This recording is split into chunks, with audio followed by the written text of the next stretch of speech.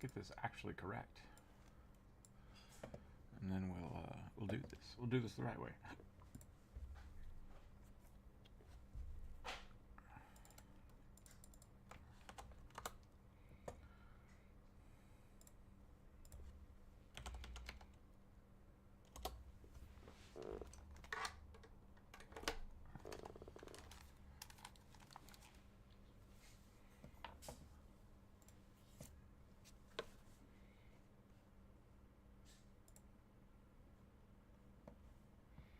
Okay.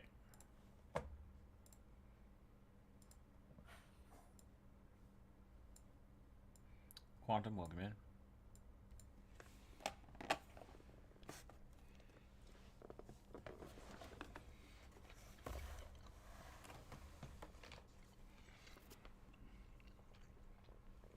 Uh-oh. Is that the right one? It looks like the right one. We'll try it. Start rolling dice.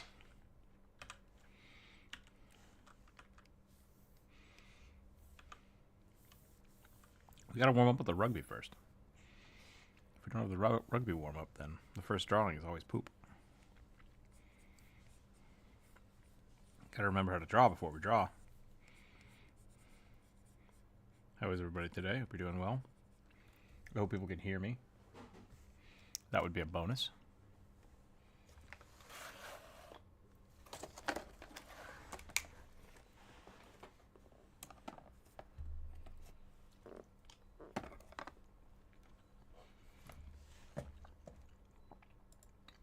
Check. All right. We got music. We got microphones. We also have a background. I'm not sure why it's showing that. Hide interface. Hide interface. There we go.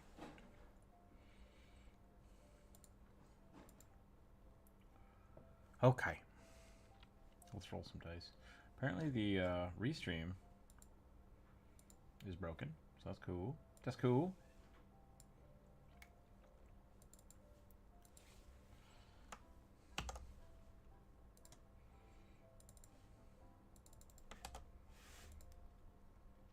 There we go.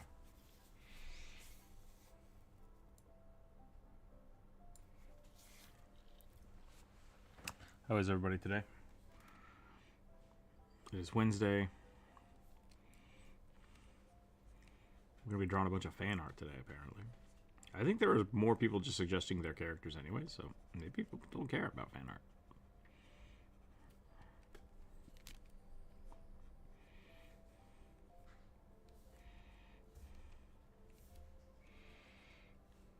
Oliver, welcome in. We are not on Twitch today, because Twitch is a lawless place. And it gets me demonetized. So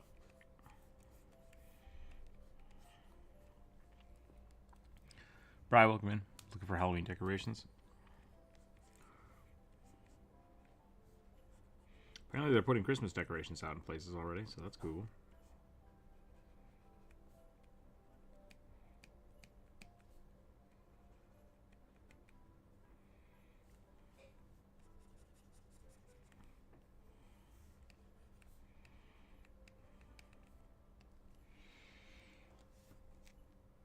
Work has me essentially building roads for a while, so I haven't stopped by.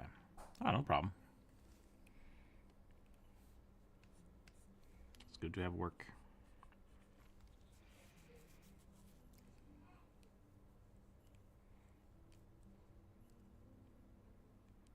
Howdy, howdy. Of course, welcome in. Technology is so unpredictable, despite the fact that humanity are the ones making them. Probably says something about how competent humanity actually is, or how complicated technology is. I mean, technology is a very broad term. Think about how many people used to build boats that just didn't float. Now we got that shit. The fact that we can build boats out of metal now. The size of small cities. Like, I definitely have been to cities with less of a population than a battle cruiser.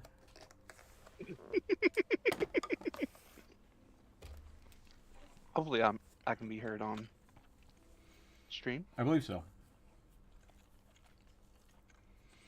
I do believe so. Theme this year's Evil Witches for Halloween. Isn't it Evil Witches every year? What was last year? Scoot and welcome in. I don't remember.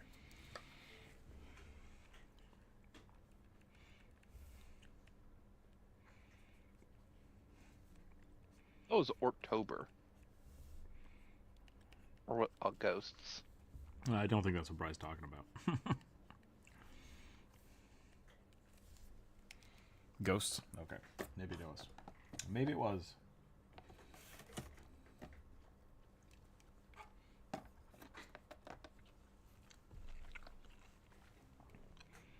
Well, anytime some sort of creature is added to a month, I think of what did Rick draw that month for the donation stuff. What rhymes well with... I guess it is a new month, isn't it? It's June. Yeah, it's Kaijun. Kaijun. That could be funny.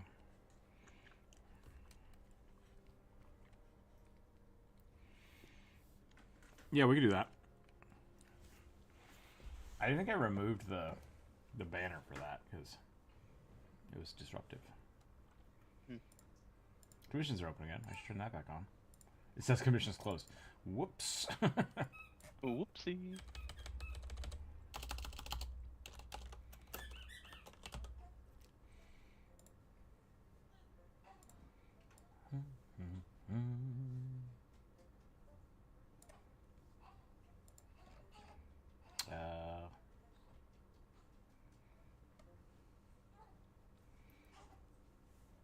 Uh-oh.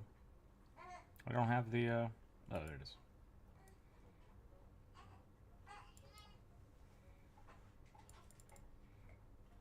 I need a cooler font.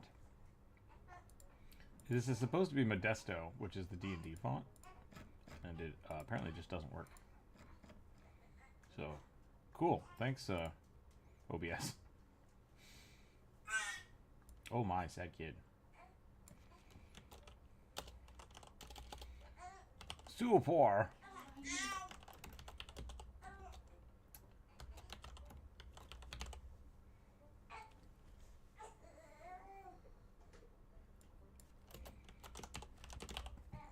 There we go. So feel zombies are a cop out? Zombies are just used up, right? I mean, like, man, what was last? I'm trying to think of all the movies that came out recently.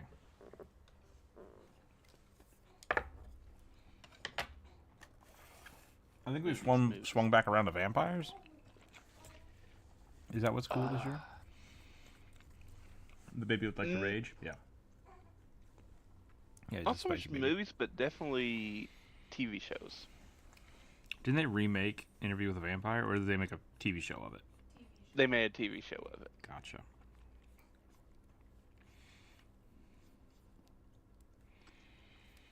We want a grizzly bear monster. What are the ones from Fallout? Are there grizzly bear monsters from Fallout? Yeah. The New California Republic's flag has a two-headed grizzly bear on it. Oh.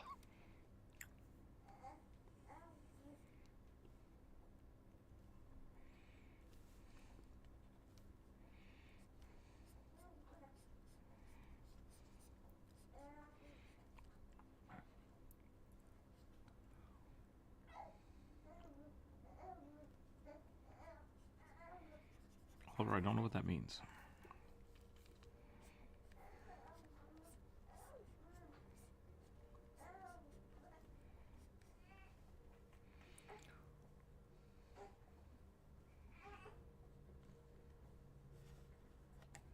The big fluff cans. Is that what the bears are called? I don't know if that's they're called the Yaogui. Yaogui? Okay. Yeah. Yaogai? Which is weird because that's Chinese. Also, a new ancestry coming into Pathfinder 2nd Edition in a few months.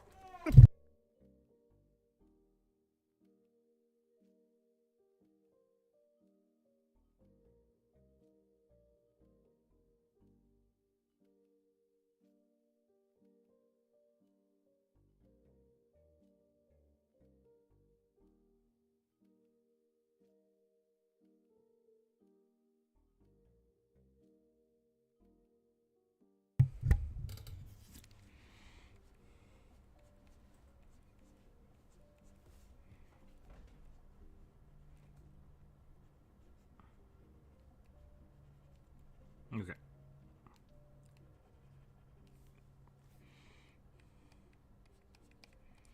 There we go. It's Fallout, man, yeah. Former Chinese prisoner of war named them, apparently, according to the Fallout lore. Oh, alright. Oh. I don't know if it's an older YouTube short, but why is it when I saw you talking about the slime creatures like Ooblix, I instantly thought of stereotypical tentacle monsters? I think that's on you. I don't know, but it was new. It was new, and I decided to talk about them because I had a conversation about oozes the other day, and I was like, you know what? I'm just gonna remake this short because I've drawn a bunch of oozes, which is fun.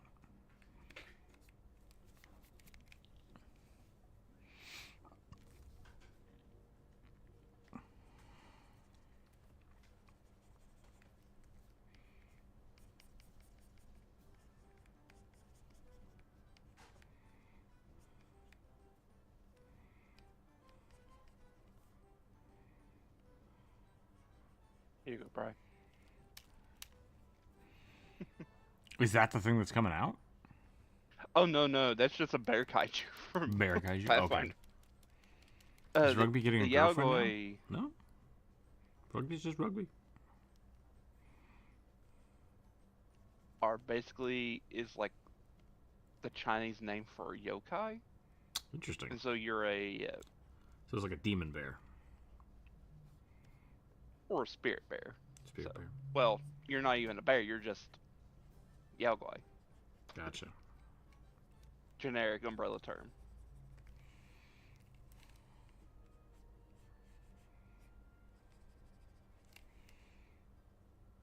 Okay. I think I'm ready. I think I'm ready to start doing on here. This Rugby needs to be a little more.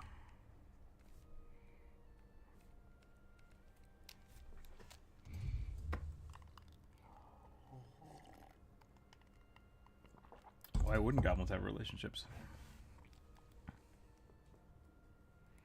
I mean, goblins are goblins. Goblins are people too, you know? One second, be right back. 1 second, and then we'll start this up.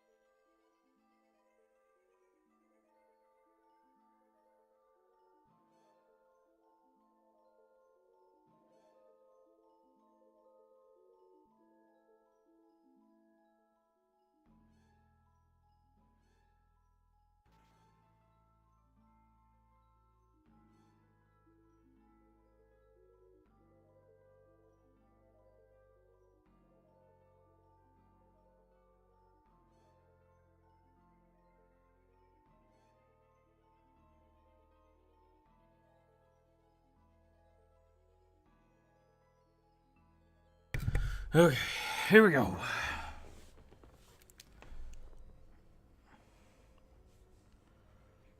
I like how Rugby looks like he's just happy to be here. That's usually how the Rugby works.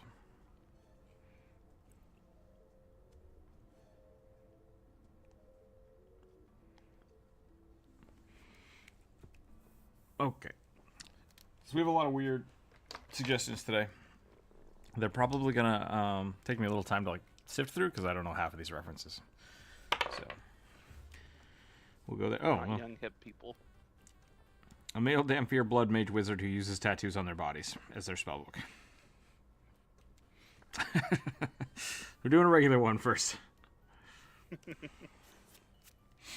doing a regular one first.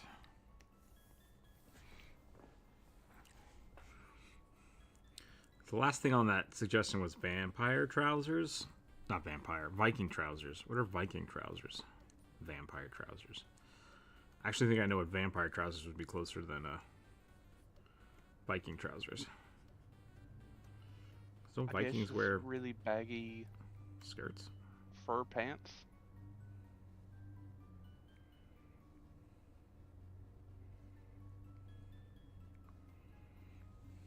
I feel like Vikings necessarily wore pants because of cold weather.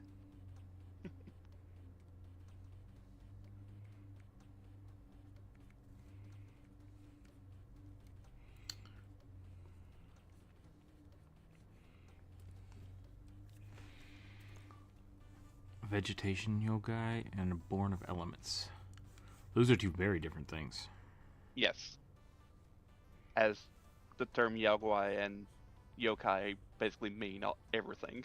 Gotcha.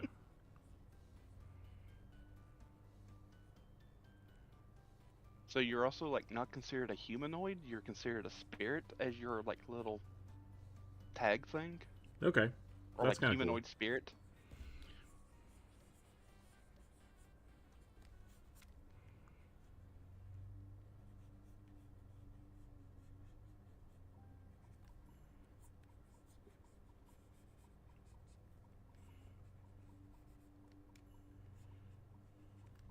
Sorry.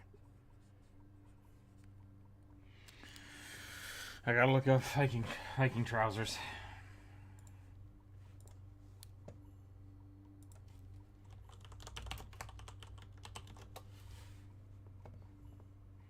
Kind of what I thought. Okay.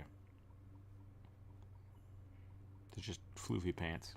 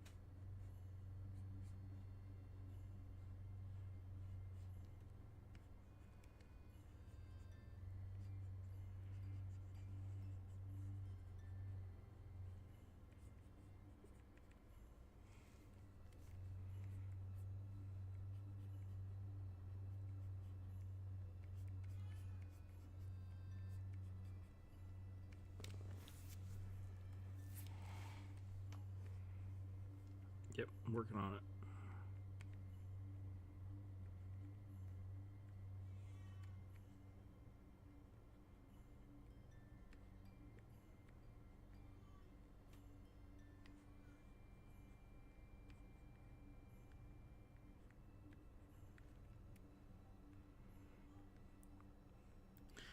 Thought about this before. If you're a vampire or a ghoul or like anything with like weird regeneration, can you get tattoos? If you're a troll, can you get tattoos? You're not technically. Or to just heal up real fast and then you just have a tattoo real quick. Probably would have a pretty easy healing process with the tattoo as now, like maybe if it was like a scar tattoo, then that may be a different story. Yeah, scarification might not work. Unless maybe you use fire or something. That'd be kind of interesting. Like a group of trolls that ritualistically use scarification with fire and acid to have tattoos.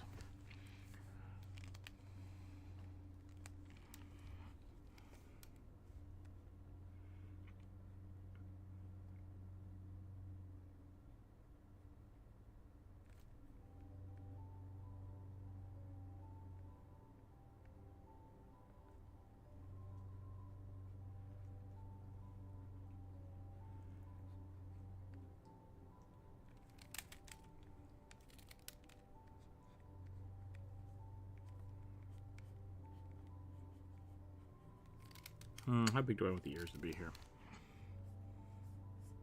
I feel like the drow's ears have to go up.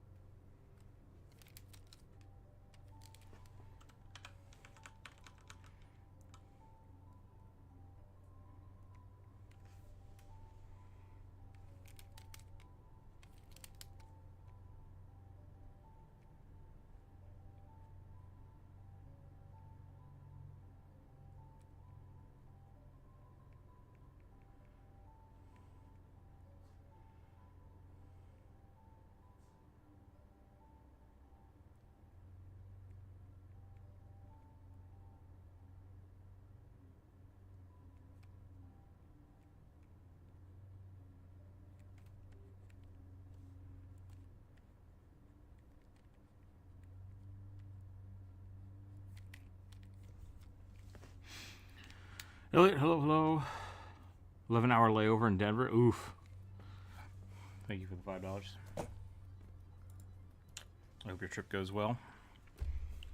I mean, 11-hour layover is also start of a not great trip, but I hope the rest of it goes smoothly.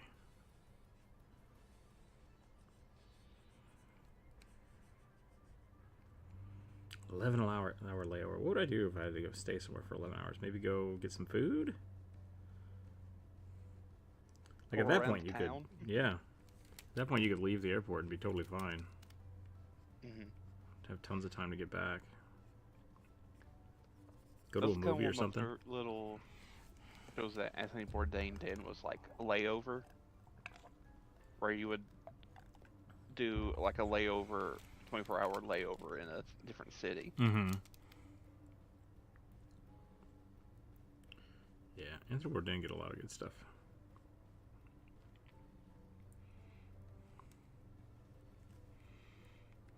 I'm not happy with this hair.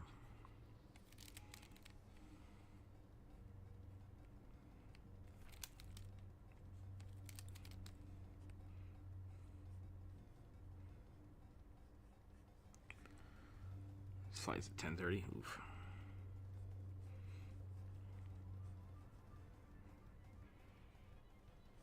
Yeah, go to a movie.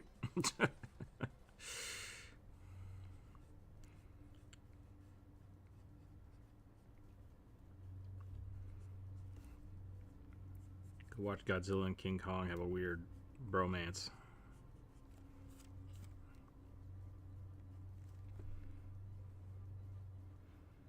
I've not yet seen the movie, but the internet has gone real hard on whatever the hell is going on between those two.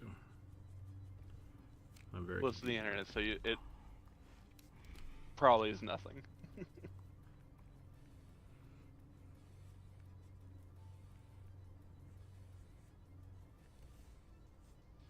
What was the other part of this? Wizard, tattoos, spell books, no shirt. Okay, no, we're doing tattoos. All right. Yeah. Blood wizard. Need a staff is what I need. Blood for the blood god.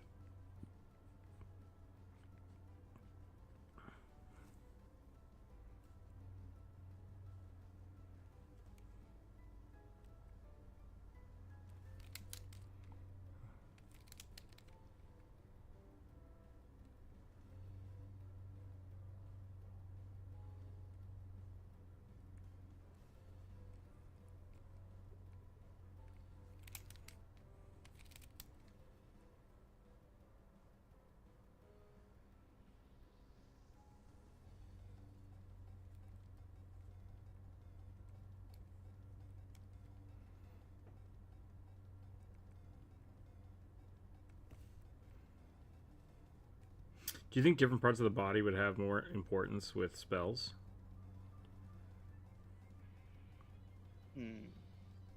Like, do different arms have different potencies? Possibly.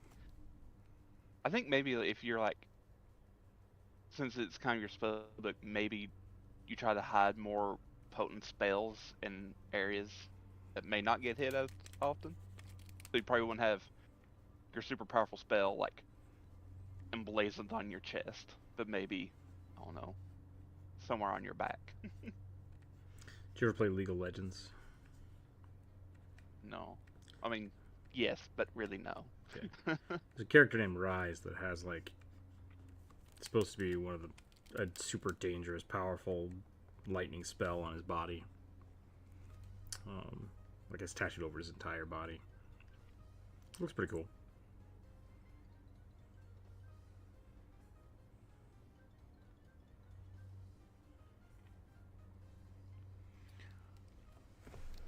I saw the movie. I thought it was fun. Not a complete movie. Oh, complicated movie.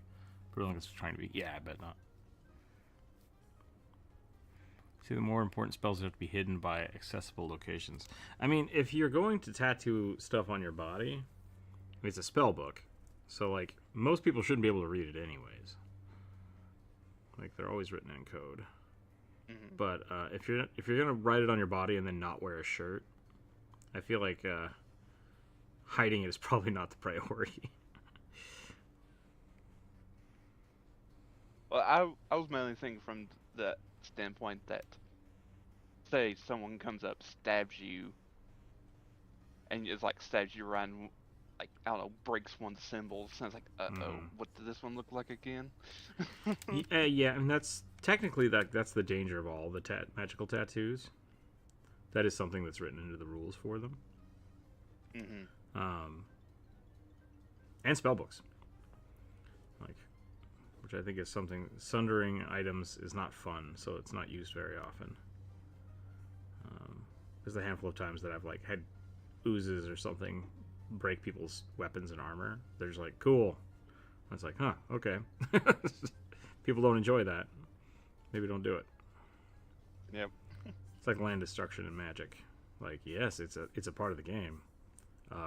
It's just kind of, it's just too douchey. Like, it's not a fun play style. Yeah. Like, breaking someone's shield is less douchey than breaking someone's spellbook. Right.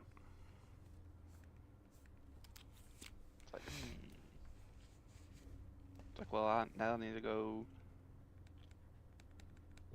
buy me a new book and try to remember all my spells. That's a good point. Like, having something written in your spell book versus, like, knowing your spells.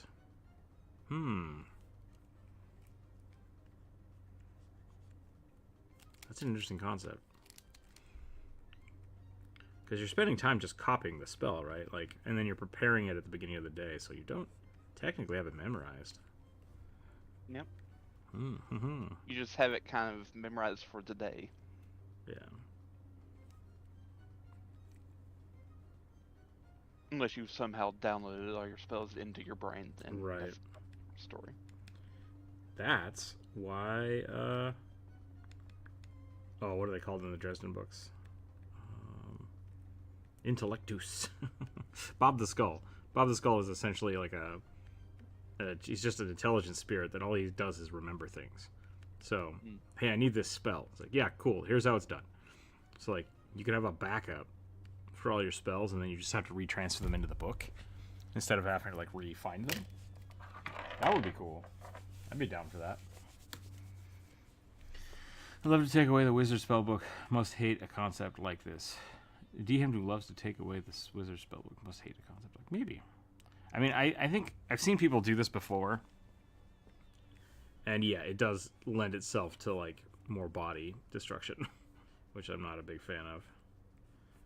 But yeah, there's a lot of spell books that are kind of designed like waterproof spell books, which infers that most spell books are not waterproof. And that would be really funny, is if your wizard got thrown in water and then your spells were just fucked. Like, it's like, oh, you lost all your spells. Because, like, functionally, a spell should count as a magical item, in my opinion. I think it does. Like, it counts as something that you're... Are you saying magical as in can't be destroyed?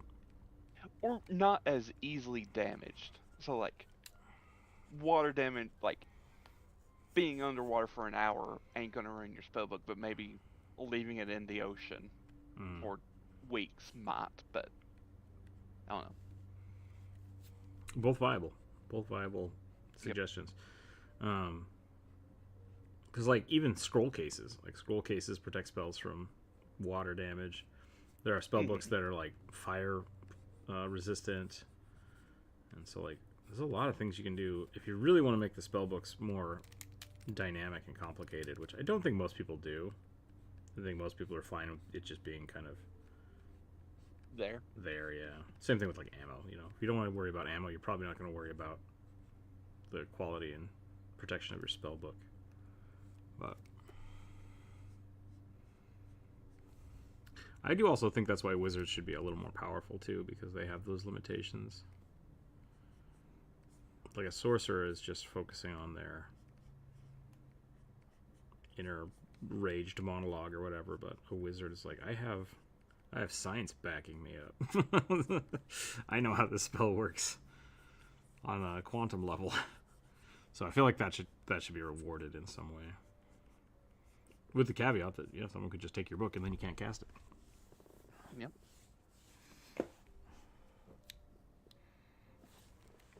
There's also some fun stuff with like kobolds and goblins if you have them steal a component pouch. It's like, can you cast that spell right now? It's like, shit.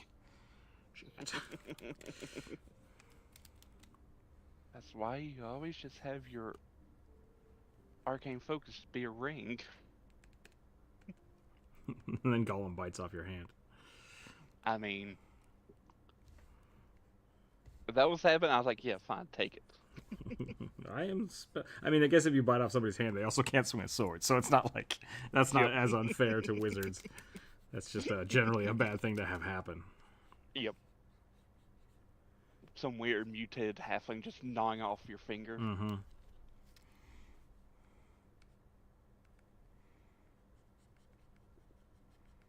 Frodo really did get the raw end of that deal.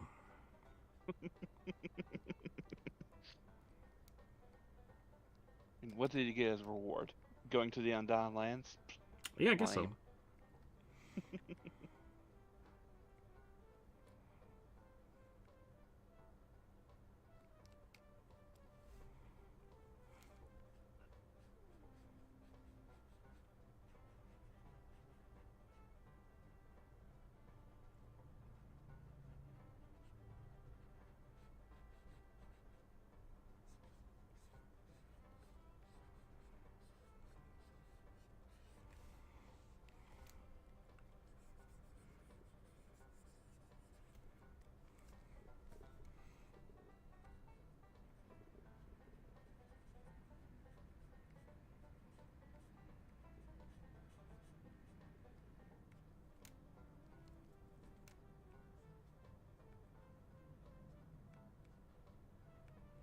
I do like the idea that some spells aren't actually just words, they're just like diagrams and stuff. Yes. I am a big fan of word/math wizards. Yeah. As someone who particularly hates math, I think math formulas make great things to imagine spells as. I like that. The Dresden books made a really kind of a fun inference of it with like the words and incantations of spells need to be a language that you don't know because it insulates your consciousness from the magic. So, because if you let, I think they said if you use the real words or use a word to invoke it that you understood, it would be like sticking your brain into a live wire.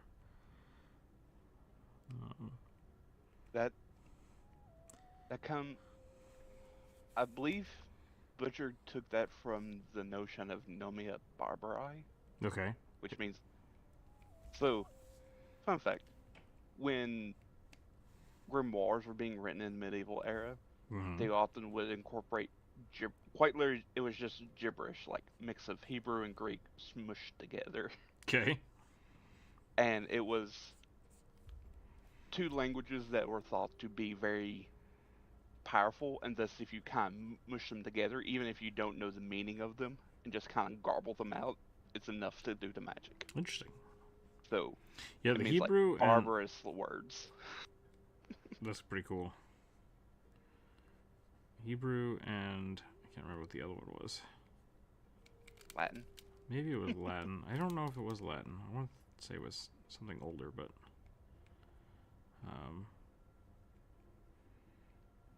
Samaritan. It might have been Samaritan. I'm not sure. I love how characters going together. Good. I think I'm about done with it. I think I'm about done with this one. I'm going to give him a black elbow because I think those are funny.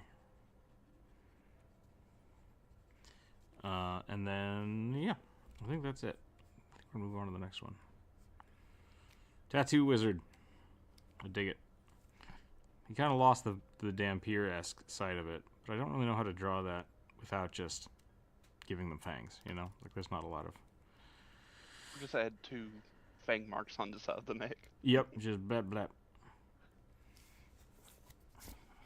No, my father was a vampire. This? Oh, I don't know. Got bit by a dog. I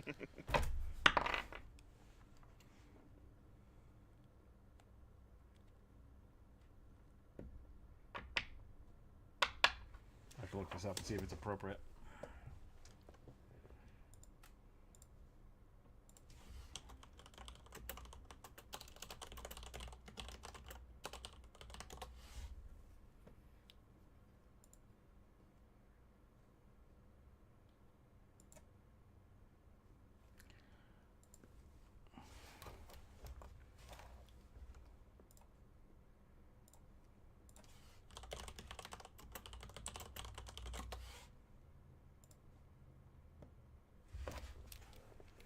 I mean, okay. I don't want to complain about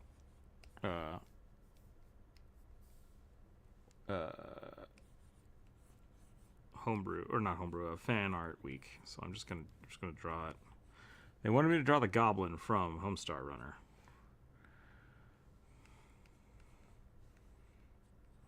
And they said dressed as a kobold, which I feel like that's kind of a cheat. But I don't know what I would do to do that. Give him like maybe little horns and a onesie and a tail, which now he doesn't look like a goblin, so whatever. Skunk in a cage.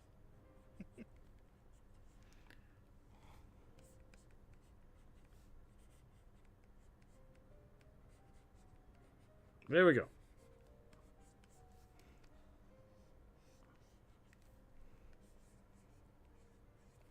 Guess you wouldn't see his ears if he's wearing a... Did you say a monk in a cage? No, I said a skunk in a cage. Oh, okay. I was trying to process what you said, and I was just like, what? What does that mean? Sorry. Because the kobold in 5th edition has a skunk in the cage. Yep, I could do that.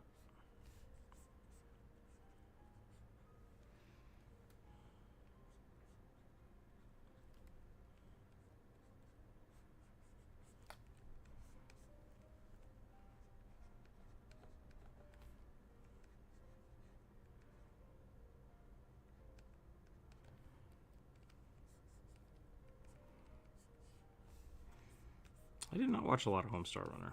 I know of them. I've never seen this before. Don't know what it is. Very old internet poop. I didn't have the internet for like 12 years of my life. It's like Newgrounds stuff. That's it. That's the whole character. Ta-da! All right, moving on. Oh, I forgot. Elliot, we got to draw a kaiju. Let's draw. That kind of counts. I mean, that's kind of a kaiju right there. Let's do...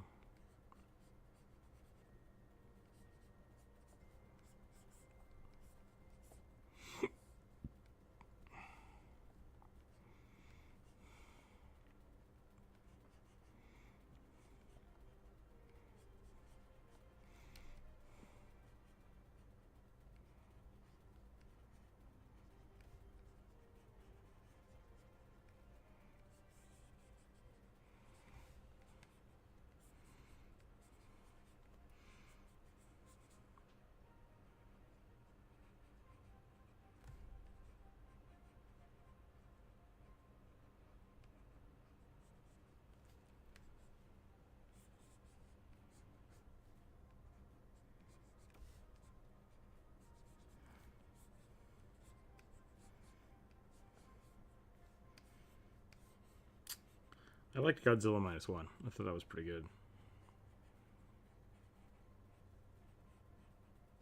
I haven't watched it yet. It was much better than Shin Godzilla. I'll put that out there. Shin Godzilla wasn't bad. It just wasn't. It was an art house Godzilla. Yeah, that's a great way to put it. It was made by the guy that made Evangelion, and if I had known that, I probably would not have watched it. Let me put it that way. Yep.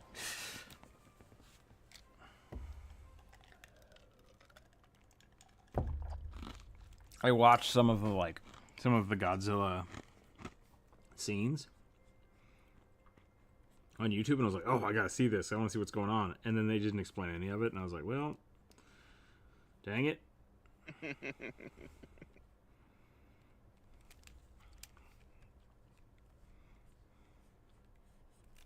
Jump Rope fell asleep, and I was like, "I'm not gonna wake her up." This is funny. She's not missing anything.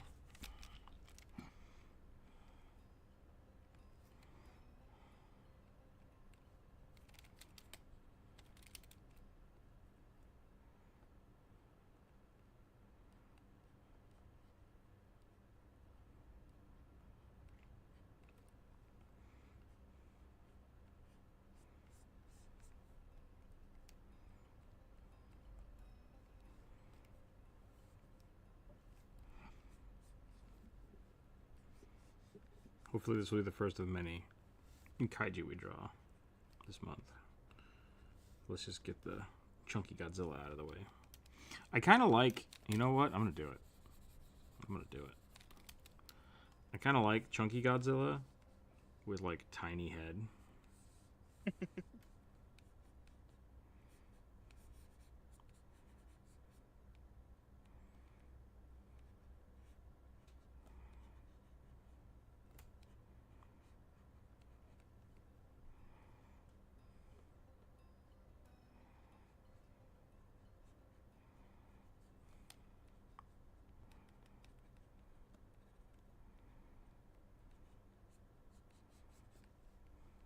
I do remember seeing a video on Shin Godzilla going back to that.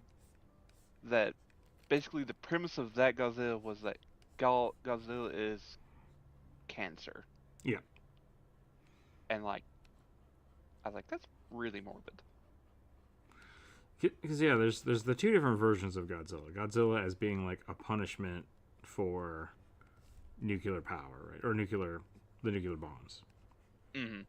And then there's the other one of like Godzilla is because of the nuclear bombs, and he's kind of here to like protect the planet from humanity's stupidness. Yep. So I like both versions. I think they're both good. The Shin Godzilla design was really cool. It was just the rest of the movie was just so slow, and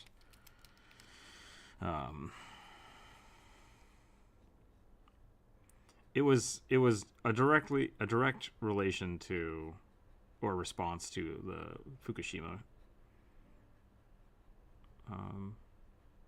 disaster.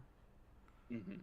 So like I get that, and that's fine, and it was a good thing for that, but just as kind of a general action Godzilla movie, it was just too slow and not enjoyable as a thing. Kind of like I said, Evangelion's the same way for me. I love the giant robots. The anime itself is just unwatchable in my mind. Like I've watched it 2 or 3 times, and every time it's like, ugh, more robot fight, please. Yep. I really YouTube notifications work sometimes. Hope I'm not late. I mean, we've been going for an hour, so I don't give kobolds growth potions. Yeah. Chimera does the same thing, I think. I mean, they did shoot the moon. A little bit, yeah. I saw the movie, thought it was... Oh, yeah, though. Okay, there's our little Godzilla. Put them over there. I love Godzilla's design. I love the puppetry of it. Like, I dig Godzilla movies, so don't get me wrong. But I will probably not watch -1 again. Let's just put it that way. You mean Shin Godzilla? Yes, Shin Godzilla. Godzilla -1 was good. Thank you. Because I was gonna say you said it was good, The and then you're weirdest like, I thing, don't want to watch it again. yeah, like it feels like, because Shin Godzilla is like there's never been a Godzilla. It's just this weird thing that's happening, and that to me feels like it should have been Godzilla -1. And Godzilla -1 was also kind of a story about like the first happening of Godzilla, but it happens over a long period of time, and so it's a little weird.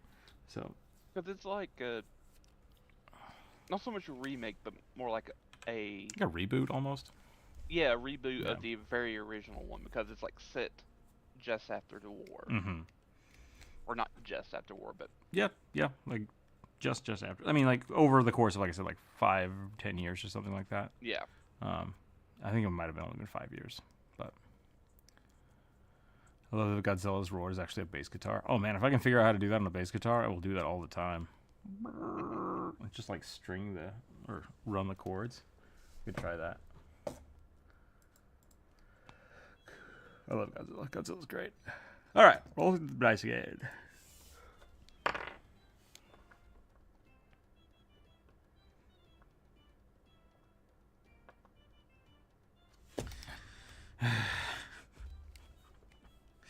I'm just gonna delete that one. Sorry. I'm gonna like. The reason I have the don't ask mimics, there's actually a mimic on the list, and if I roll it, I'm gonna draw it. But because I didn't put the stipulations there. But when people give me something that's something else that looks like something else that's hidden in something else, like I'm not gonna do those suggestions because they are just like I don't know what you want me to draw. Too many things. Kobold Ranger, kobold that uses 2 bear traps as melee weapons. That's a good one. I like that. Lots of kobolds today. Here we go.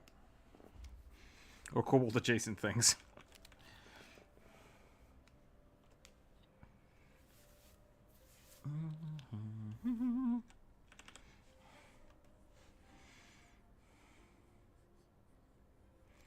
Should I do a long snout trappy boy or a chubby kobold?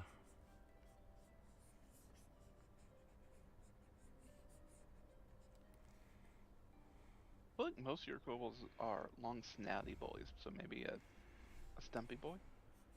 All my animated kobolds are stumpy.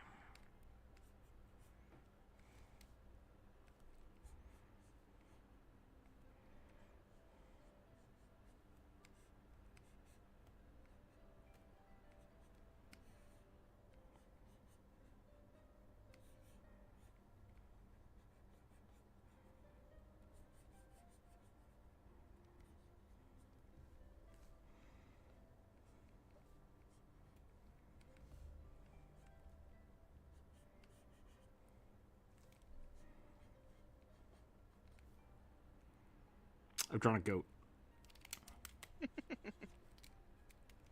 Oh my gosh, I have to do this now.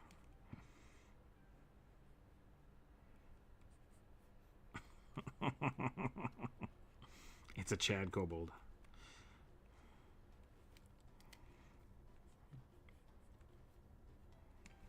Bear trap jaws. Mm-hmm. I mean, I would totally see a kobold basically strapping a bear trap to its face. Did we talk about the bear trap armor? I don't think so, at least not while I've been here.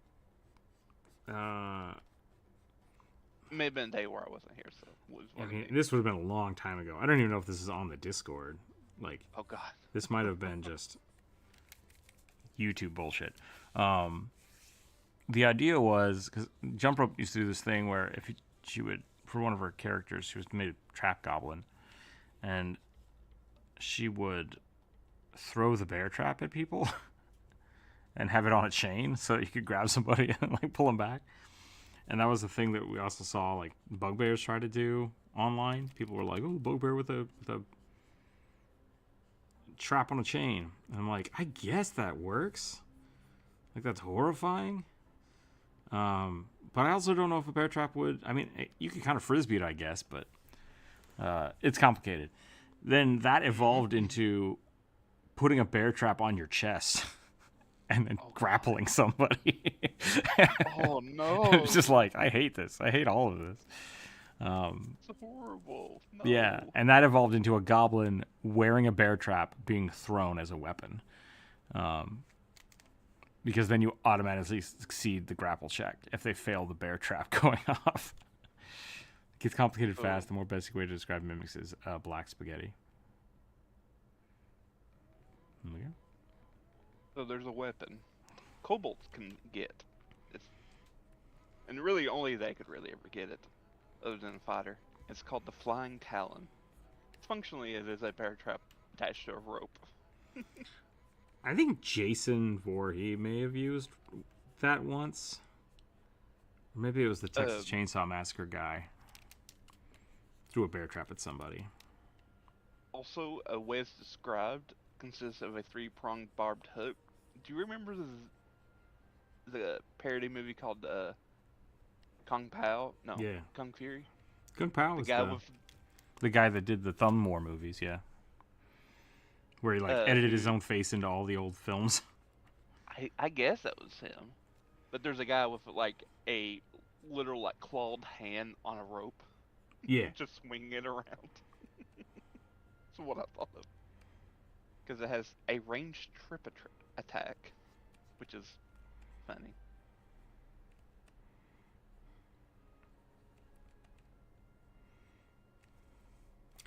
Bear traps are awful things.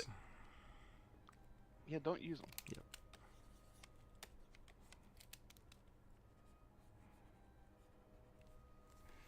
I'm gonna see if there's a gif of the throwing a bear trap.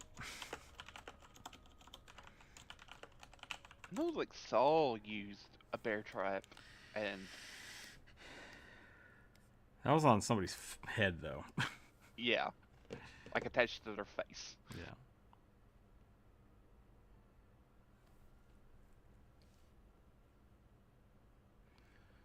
Bear trap fist Fallout wiki. Oh, God, of course it'll be in Fallout. Yep. There's probably Fallout 76. There's the reverse bear trap from Saw.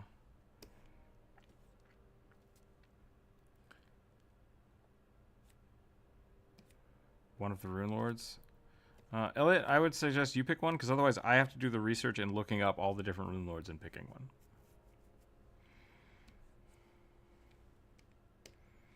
Throwing a bear trap. A horror movie.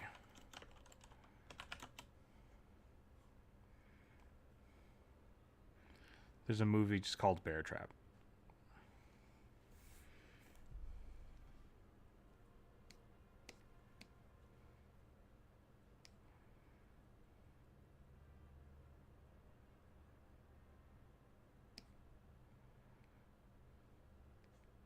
I cannot tell you how much I hate the Saw movies. The more I look at this stuff, the more I just hate them. Okay, I can't find the thing I'm looking for, but...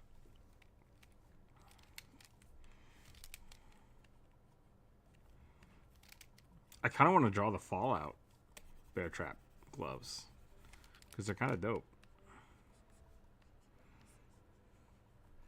But it doesn't really fit with this little Chungus kobold. So we might start over. I might start over here. Let's do something a little different. We'll do a spindly boy. Oh God. Hmm? I just looked it up because I've not seen them before, and that. Right? Do they snap? Like, that's the question. I assume they snap. They got it, right? Like, otherwise, maybe the spring is broken, which, like, yeah, you could break a bear trap spring, I guess. Because it's a leaf spring.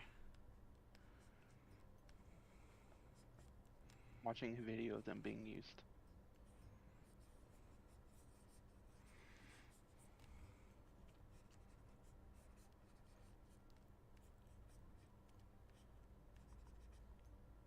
Oh, they do. Okay. You punch and they snap close. Nice. Things that would do to your own wrist. Nothing good.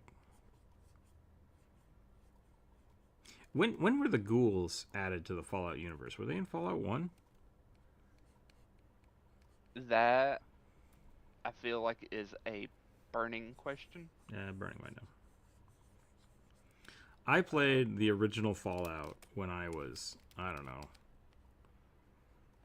6? Something like that. Back in my day, we didn't have none of these weird ghouly goos. So I don't remember a lot about it. But I remember liking it. I remember shooting a lot of rats. I think ghouls were in every game? Okay. I was hoping the Fallout show would talk about, like, the creation of the ghouls. Or, like, how the ghouls work. And it didn't. It actually left me with more questions, but it was good. I liked it. I think the Fallout show was pretty good.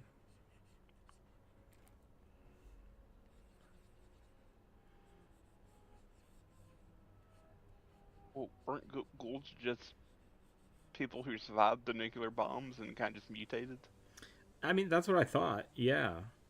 But in the show, they made them, like... Which I don't think the... In the show, there's, like, a whole chemical component thing to it that they didn't really explain well. I'm like, I don't remember that in the games, but now I want to know what the hell's going on, you know?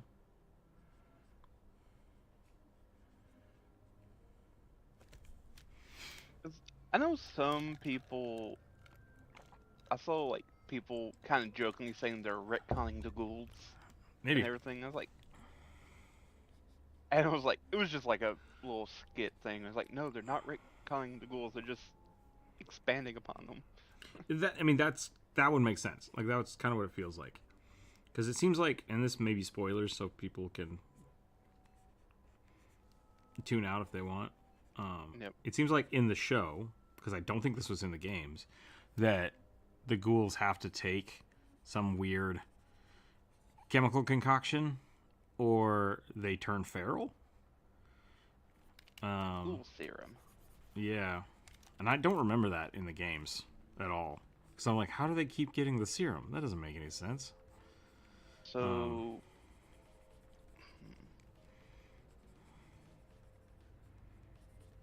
But then I want to know, like, how did they become a ghoul?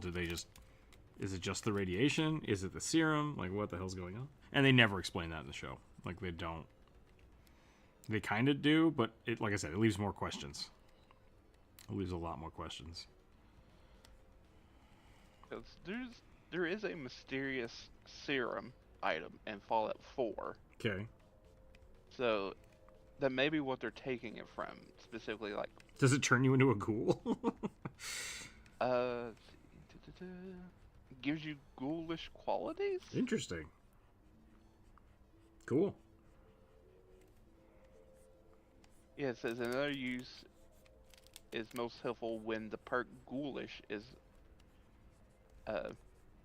acquired and fully upgraded.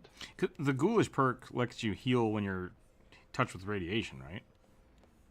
Yeah. Okay. Because the mysterious serum gives you like I think just you inject radiation into your blood. Yeah. The mysterious serum in Fallout 4 reverses aging and gives you immense strength. Oh, cool. I never understood the serum bit. That was new. Okay, so that was just for the show then. Gotcha. It is a retcon. Billy the Fridge Ghoul stayed cognizant despite being locked in a fridge for 200 years. The state of the mysterious serum in Fallout was like negative 50,000 rads, 500,000 rads. Okay. Yeah, so it does sound like it's just radiation. Funny. Because I was seeing here is like it's even though there's a negative, it's not be confused like rad away. It is like giving you radiation. Mm.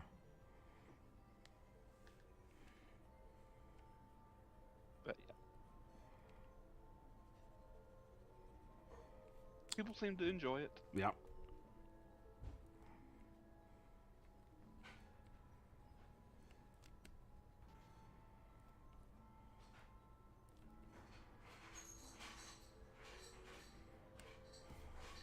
Okay, I think I'm about done with this guy. I know we're going kind of quick today, but it's a little late already, and we're just going to try to get through some of these.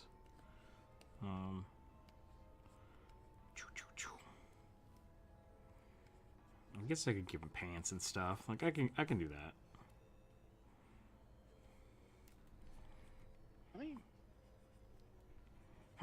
it just dawned on me that basically all the animals, like the weird cows and bears and gorillas, they're all just ghouls of various types. I suppose so. If they are radiation ghouls, is that what you're saying? Like, yeah, because ghouls are living creatures mutated by radiation rather than killed by it. So interesting. Because like, oh, that's weird. That is weird. Like, I think it's because of the term ghoul. Because at that point, then everybody's a ghoul. Yeah, like it feels a little pedantic. Well, because I guess are you considering ghouls living or not? Is the thing that we have to define. Because I always assumed that they were undead-ish, right? Like they don't age anymore. They just. I mean, they're as far as I know, they've always been sentient. Yeah, they're sentient, but like living. Okay, you still count them as living though. I mean, I would.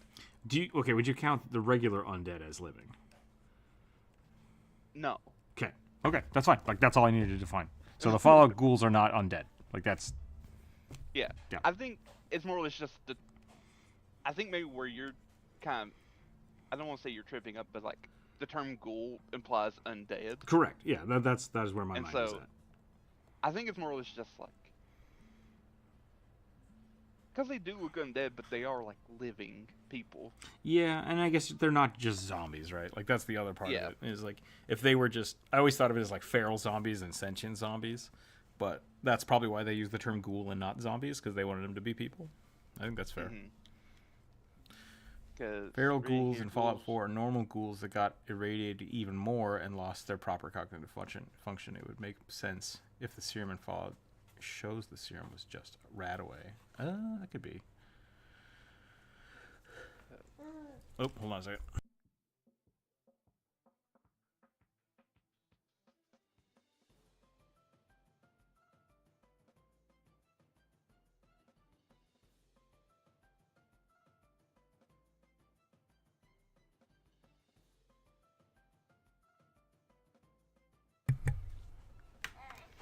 Okay.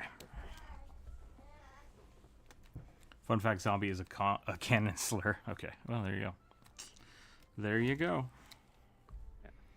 But yeah, it was. I was just reading here from the Wikipedia, like little official Wikipedia thing, where it's like the process of ghoulification is not exclusive to humans, as being observed in other species such as bears and gorillas. Interesting. And any other wildlife that attacks you, basically. Yeah, because like if the only declarative is that it's mutated by radiation, then everything is a ghoul, right? Like, and I don't know if I would consider the Brahmin, I think is what they're called, the two-headed cows. Like those are just mutant cows. Yes, mutated by radiation, but yeah, I wouldn't consider them ghouls, you know. So I don't know, but that is one of the choose your terminology, right? So. And then Fallout, they just decide to basically any living thing that survived the radiation becomes a ghoul. Alright, I think I'm done with this guy. I'm not sure what else to do with him. My pen is too large right now. It is muddy, so I'm gonna have to readjust for the next picture here. I might just redraw this part. Let's just do that. I don't like it being muddy. I want it to be clear and concise. And if he's a punchy kobold, he should probably just be a little buffer. That kid is just full of spice today. I don't know what's going on. Full of beans.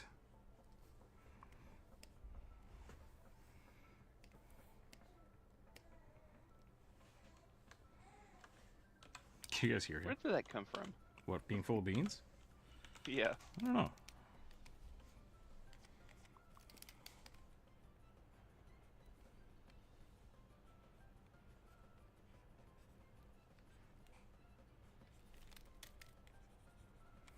To the internets.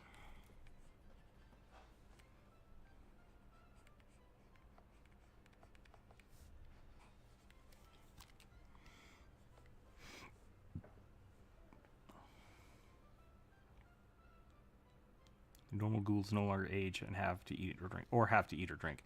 That to me feels like undead. That's my my argument. Life needs things to live. If you no longer need those things, you are no longer alive. You might be sentient. You might be cognizant. Cognizant? Ooh, cognizant. Is an immortal alive? I don't know. I mean, is Data alive? Is Data living? That is debatable, and that's the show, right? Like, that's the question.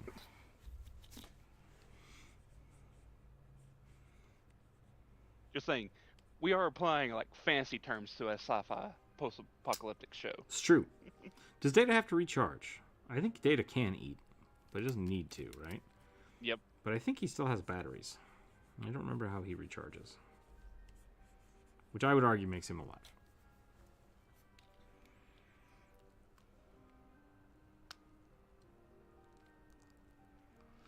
Weirdly, in Fallout 4, if your health bar is completely full of rads, you just die and you don't even turn into a ghoul. Shame. That makes it seem like there is more to it than that. So.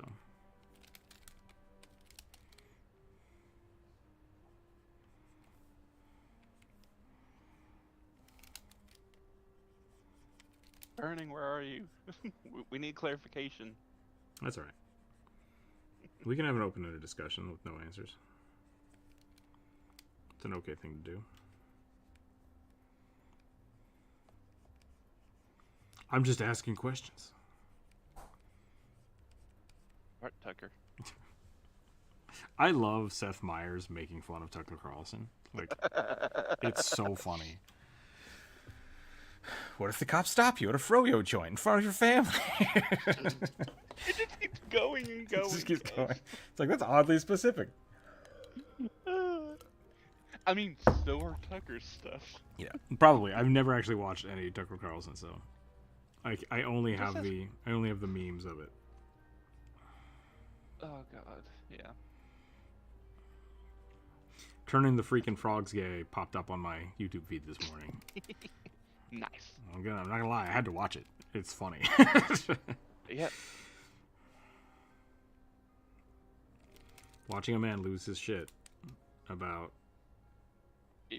gay frogs is comedy gold.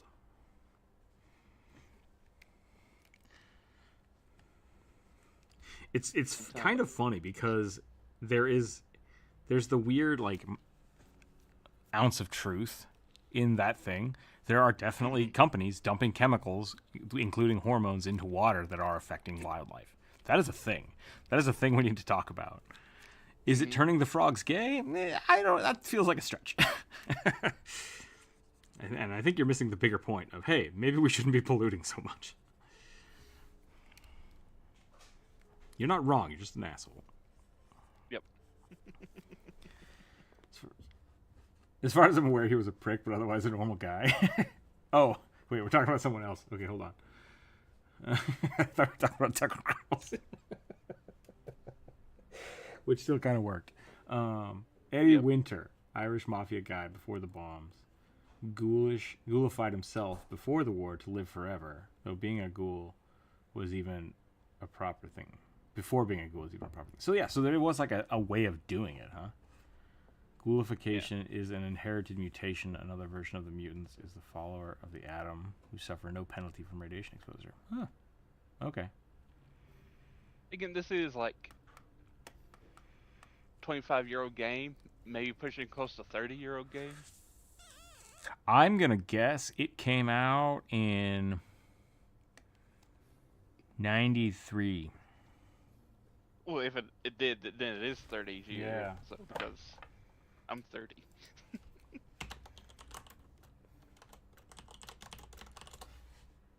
97. October 10th, 97. So, I mean, 7 years old.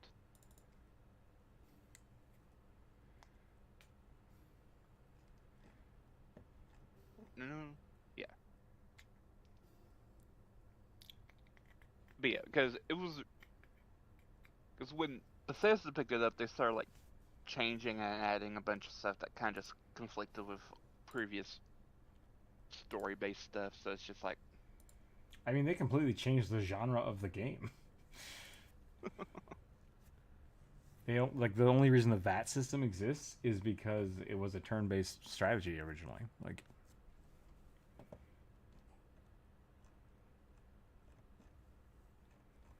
Fallout and Fallout Tactics, great, great games. He's just horribly irradiated himself with a bespoke rad surgery. Oh. It's not turning frogs into teenage mutants. Yeah.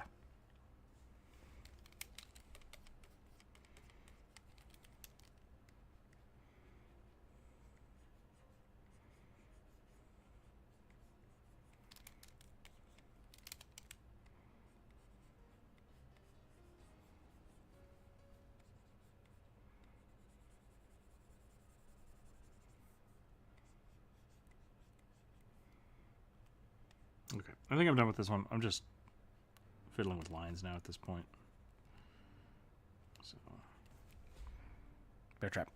Bear Trap, Kobold. Funny. very lore accurate.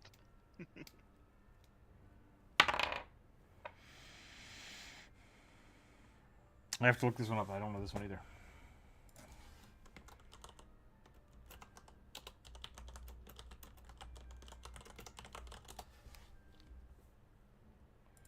I don't even know this series. What's the series? Kill 6 billion demons?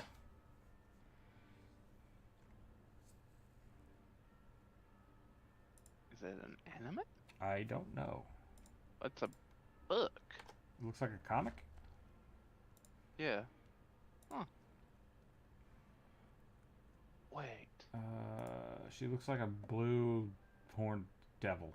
Maybe a tiefling kind of thing?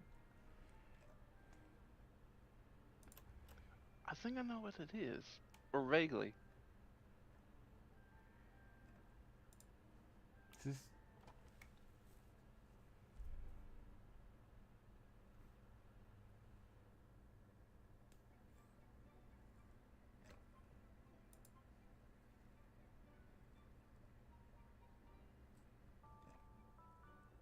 Alright. Oh, she's got multiple arms? No. Why does she have multiple arms in this one picture? Magic?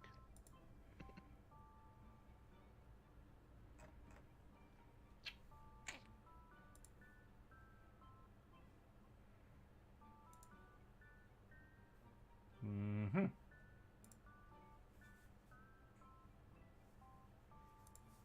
It's a cool character. Let's draw it. CIO.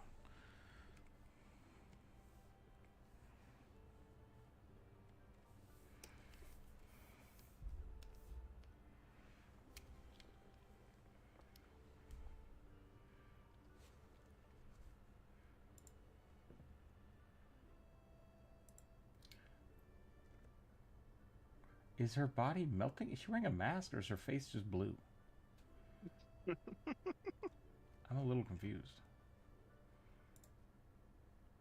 Drawing a character completely out of context, kind of hard. The lore of 6 billion demons is immense. Ah.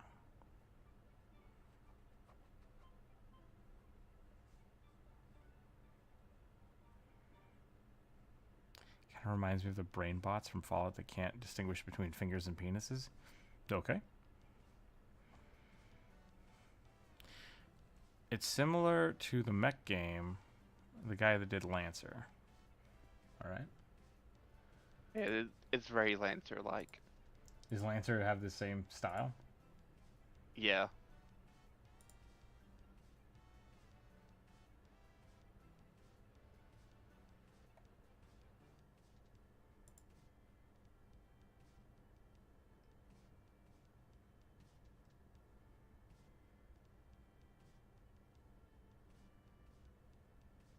So I see. I also googled. It looks like one of the pictures looks where she has multiple legs. It's just like carrying someone. Ah. Very Okay. weirdly.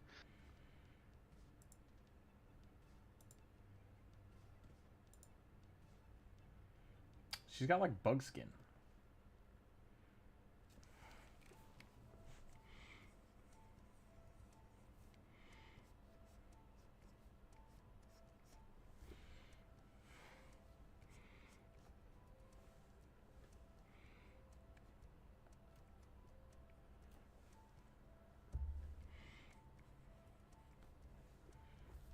I can't keep twisting my head back like that. It's gonna hurt. I'm gonna move my move the reference over here. Yep. Move the reference, not your head. Yeah.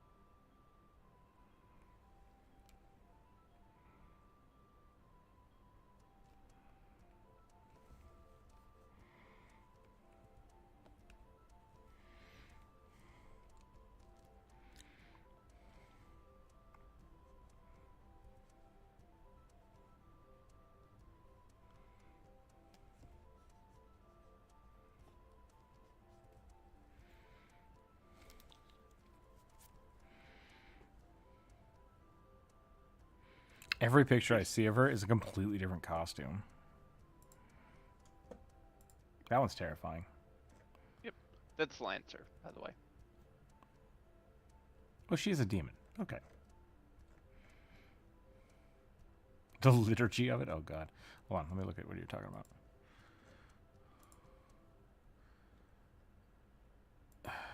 So Lancer is a comic as well as a RPG? No. Or that's just from the RPG? Yeah. There's just a fair bit of art in them. Okay.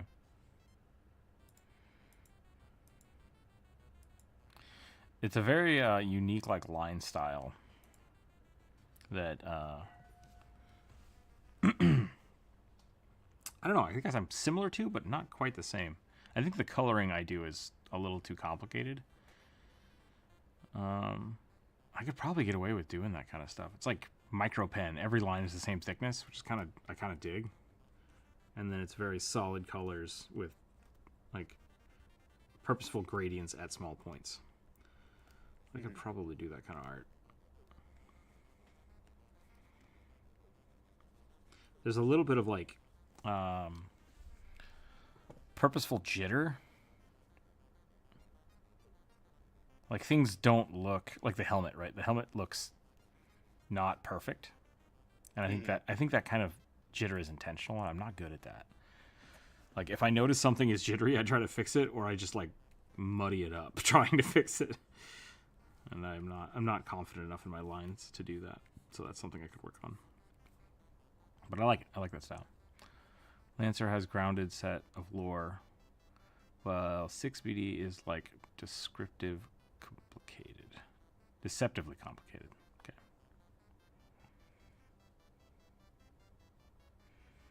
So 6 Billion Demons is another RPG? Or is it just a comic?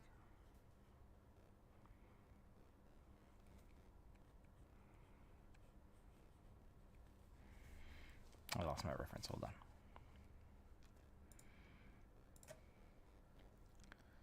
Oh. It is a RPG. Interesting. At least there is a RPG of it.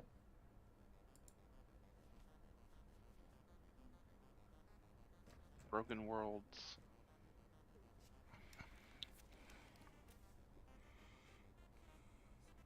Both. Okay.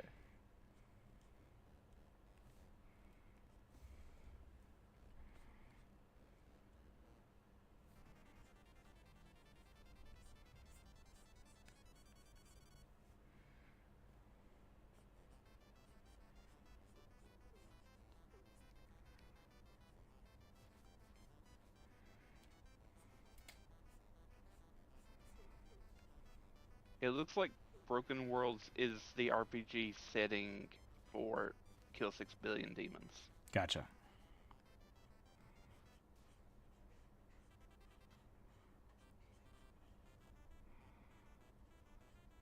At least from what I'm seeing.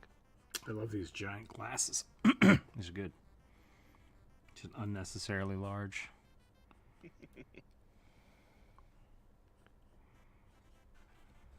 I do love a lot of the mech designs that from Lancer. Because you can have like the full spectrum of like mech robots. Mm-hmm. From your like Jaeger from Pacific Rim to like Evangelion.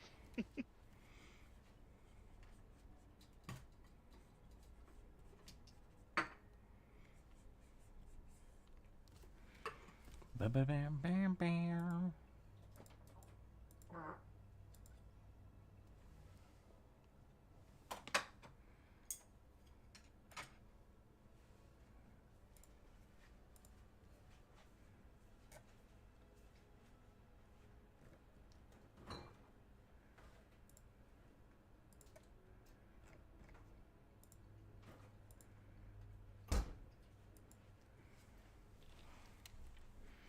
Let's do something like this.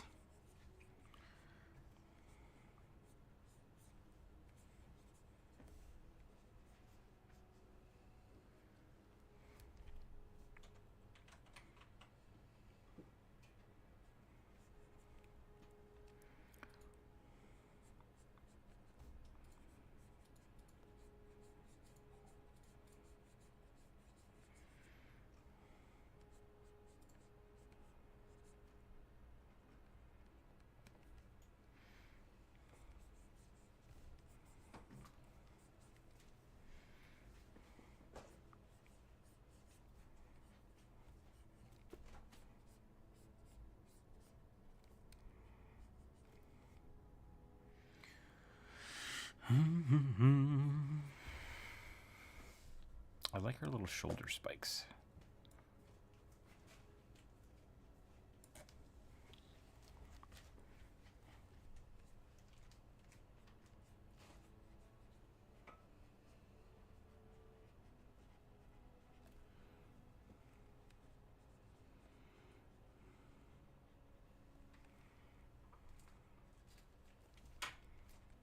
Okie dokie.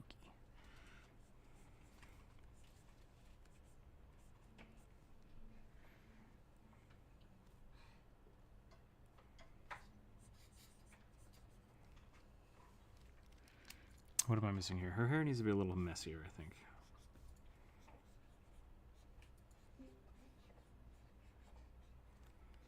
Do something like that.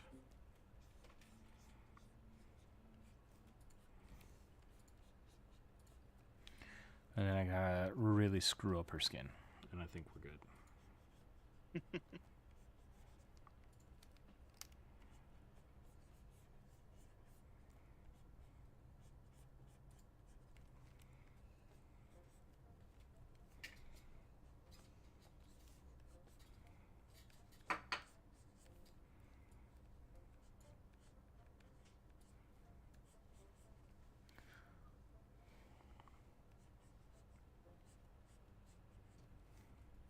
That's not how pockets work. Pockets go this way.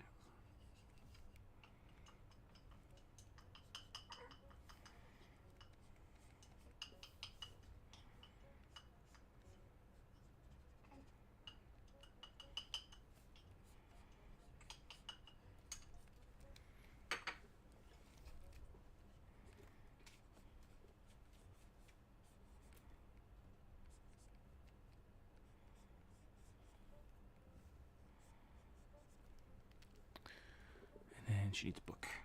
She needs a very large book.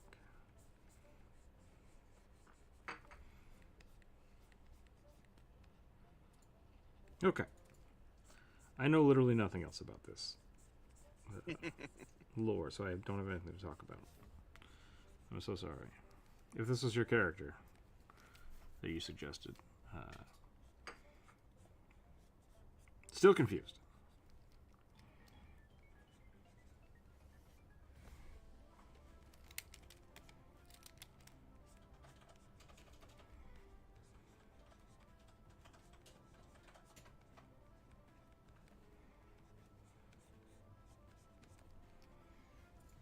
Oh, she's got a tail. That's cool. She's basically a tiefling. Is the premise of the game to kill all the demons? Or to be the demons? And kill the non-believers? Or to play as a demon to kill other demons to become a greater demon. I don't know. That could be. That's not a bad one.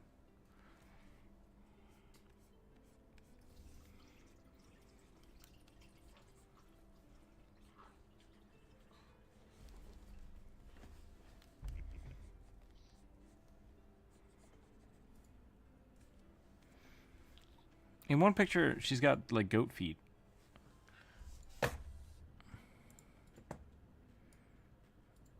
And in this one, she's stabbing a dude.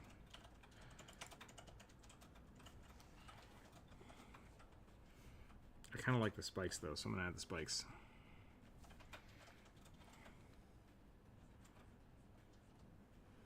Does she fall in love with the Demon Slayer? Is that what happens?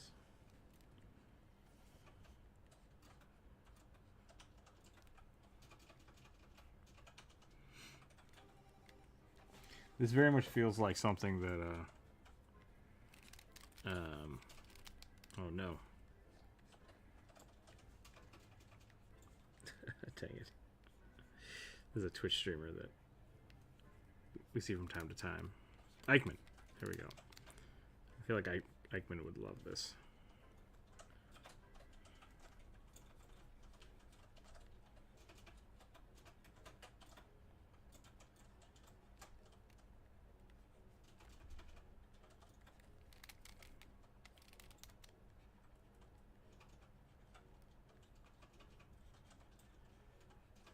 Should I make the elbows puffy? If you have puffy sleeves, where does the puffiness stop?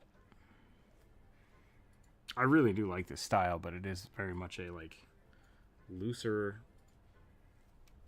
line art. Feels like, very much feels like it's drawn with a pen, like on paper, which is a very cool aesthetic that I have not figured out.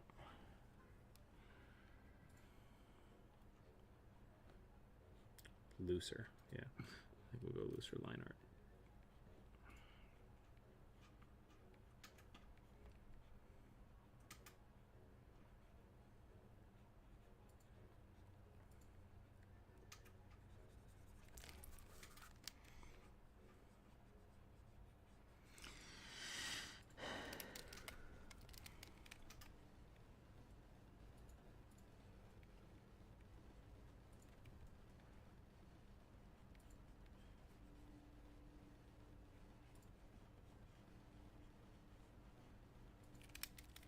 That's better. I like that shape.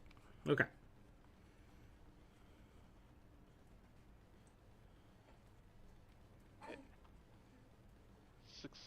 Kill 6 billion demons, commonly abbreviated as whatever we've been throwing into chat. It's a webcomic inspired by sci-fi, fantasy, religious mythology, and philosophy, written and drawn by Abaddon, who launched the series in 2013. Cool.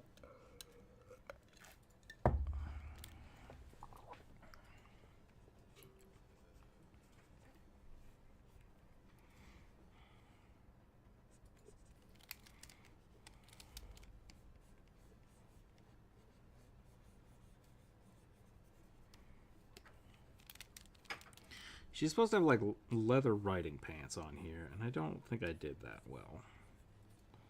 I don't know how to do that.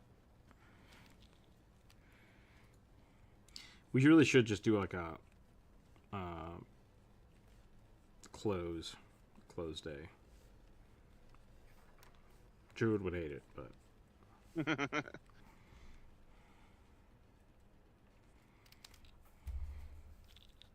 I see lots of poofy dresses. Let's just change it to a dress.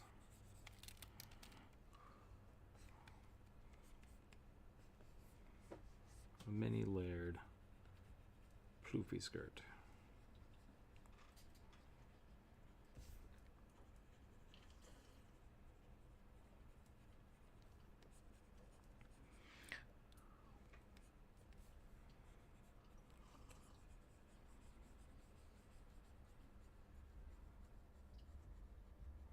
I do like this character. This is a cool looking character.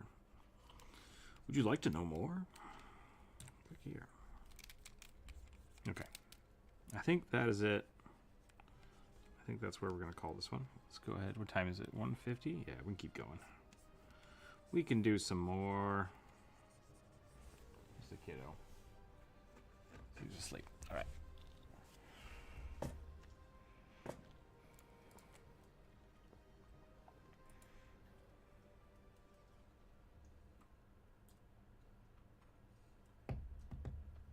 Oh, sweet Jesus. What's that? Just a second. A kobold druid with plant-like arm and leg extensions to give them a higher stature. I dig it. It's a kobold day. Brian, thank you for the membership. Welcome in.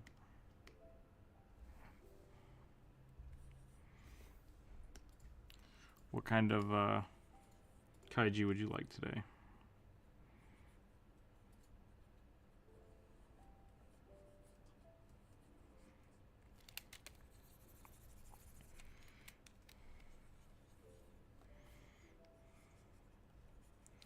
This is essentially going to look like a weird plant lizard folk.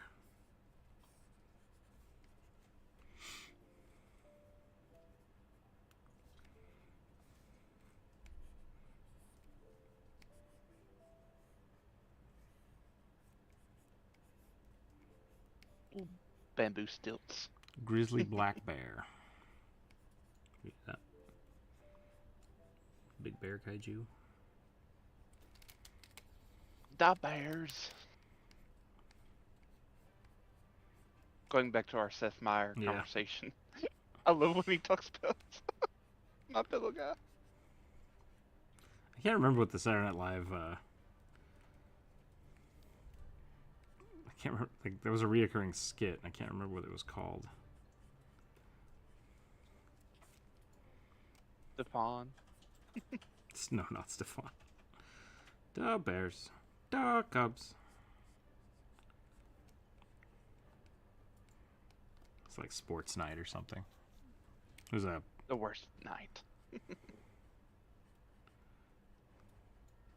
It's like Chicago sports night or something.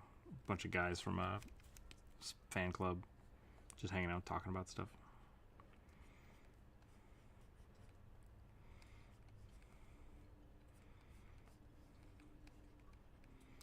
I haven't thought about Horatio Sands in a while. This is what I was talking about earlier. Or like oh my god.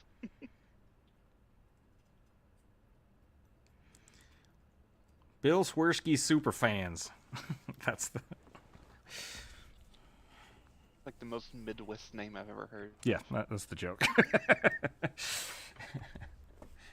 They're pretty funny. They're old school. Dun, dun, dun, dun, dun, dun, dun,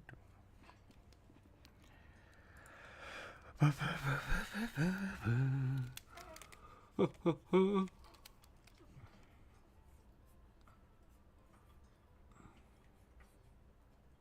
I just now realized that ads are trying to roll, and there should not be ads. Hold on a second. This is a sponsored stream, damn it.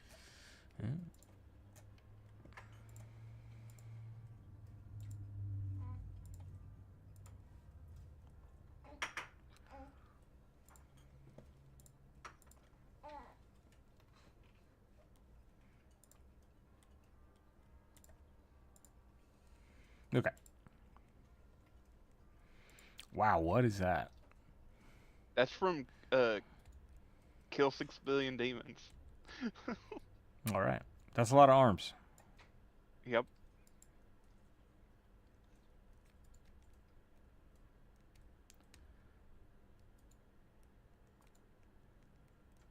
Nice.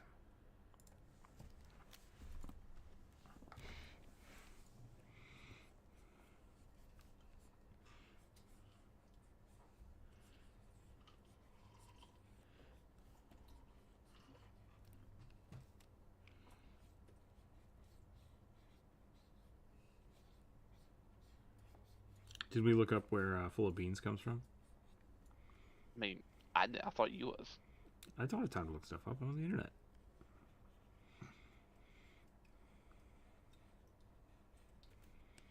I'll have to do it after the stream.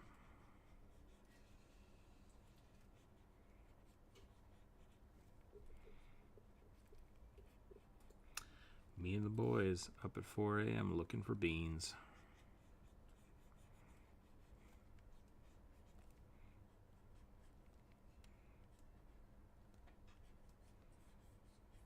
At what point do prosthetics just become a mech? That's the question. When they encase your body fully? Is RoboCop a mech? No, I feel like he would be considered a cyborg.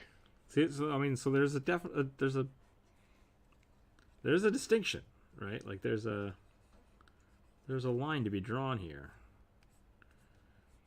Yeah, I feel like mech is something that you can, like, leave. So a wheelchair is a mech. Unless you can't leave it. So no prosthetics are mechs. Or is it that if you have a mech that is a prosthetic, you become a cyborg? Is it that you can become detached, or that like?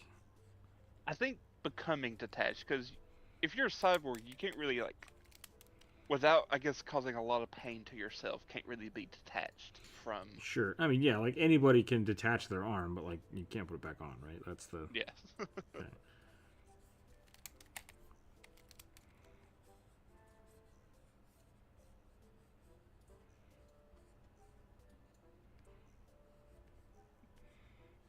Now that this just reminded me of one of the mechs in Lancer. It's called Goblin. Okay. Goblin is only maybe 8 feet tall. It's just like a loader mech. Basically. And it's because it's so small, they can ride around on other mechs that That's are bigger pretty cool. than them. And hack into them. Did you play the new Armor Core? Armor Core, yeah. That's what I was thinking about. It does look and feel like a Dark Souls or Elden Ring game.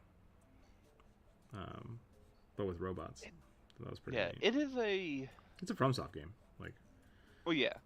No, I was just thinking Lancer is it is, I guess, post-apocalyptic in a way. Mm-hmm. Because I know there's also elements that are based on Starship Troopers. Okay. Because there is a bug race that the humans go to war with. I think I really like that aspect of. There's a very good chance, just from looking at our own planet, that if we ever ran into alien life somewhere else, there's a high chance, high probability, I should say, that it would look like bugs, that it would be bugs. There's a much higher chance that it would just be bacteria, but oh yeah, once things become modal, things tend towards crab. And crab just good bug.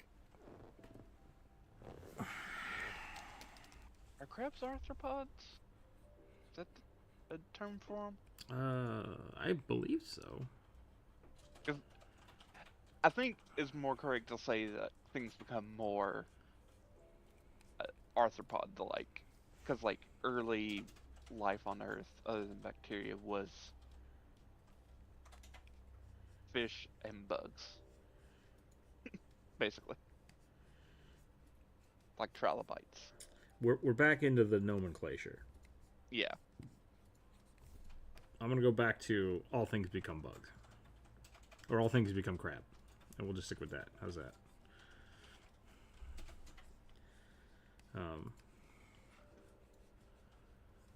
To further my point, I like bug races. I like alien bug races. I think that's smart. I think that's a safe bet.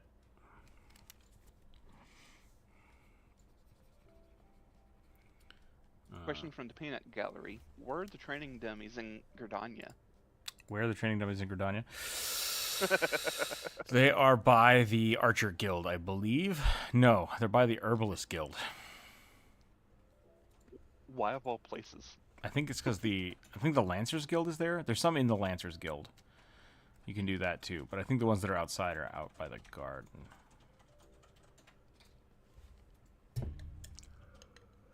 Drag, welcome in.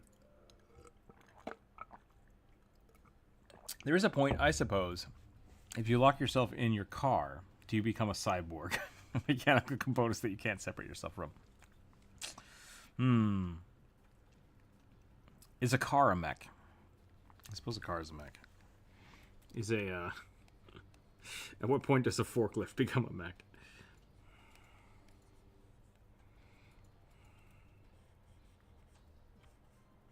I was asking, is Iron Man a cyborg? I would take him to say yes, because he does have a mechanical heart. Yep. Or electronic heart.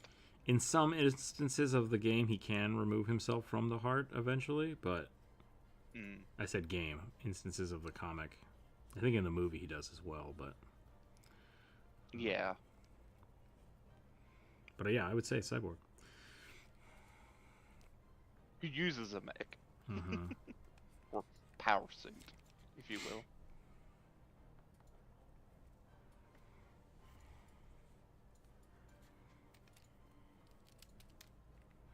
And let's be honest, anyone in the Marvel Universe is going to download their brain into a computer, it would be Stark. I think that happens in one of the comics. I wouldn't be surprised. He like replaces Jarvis for the next.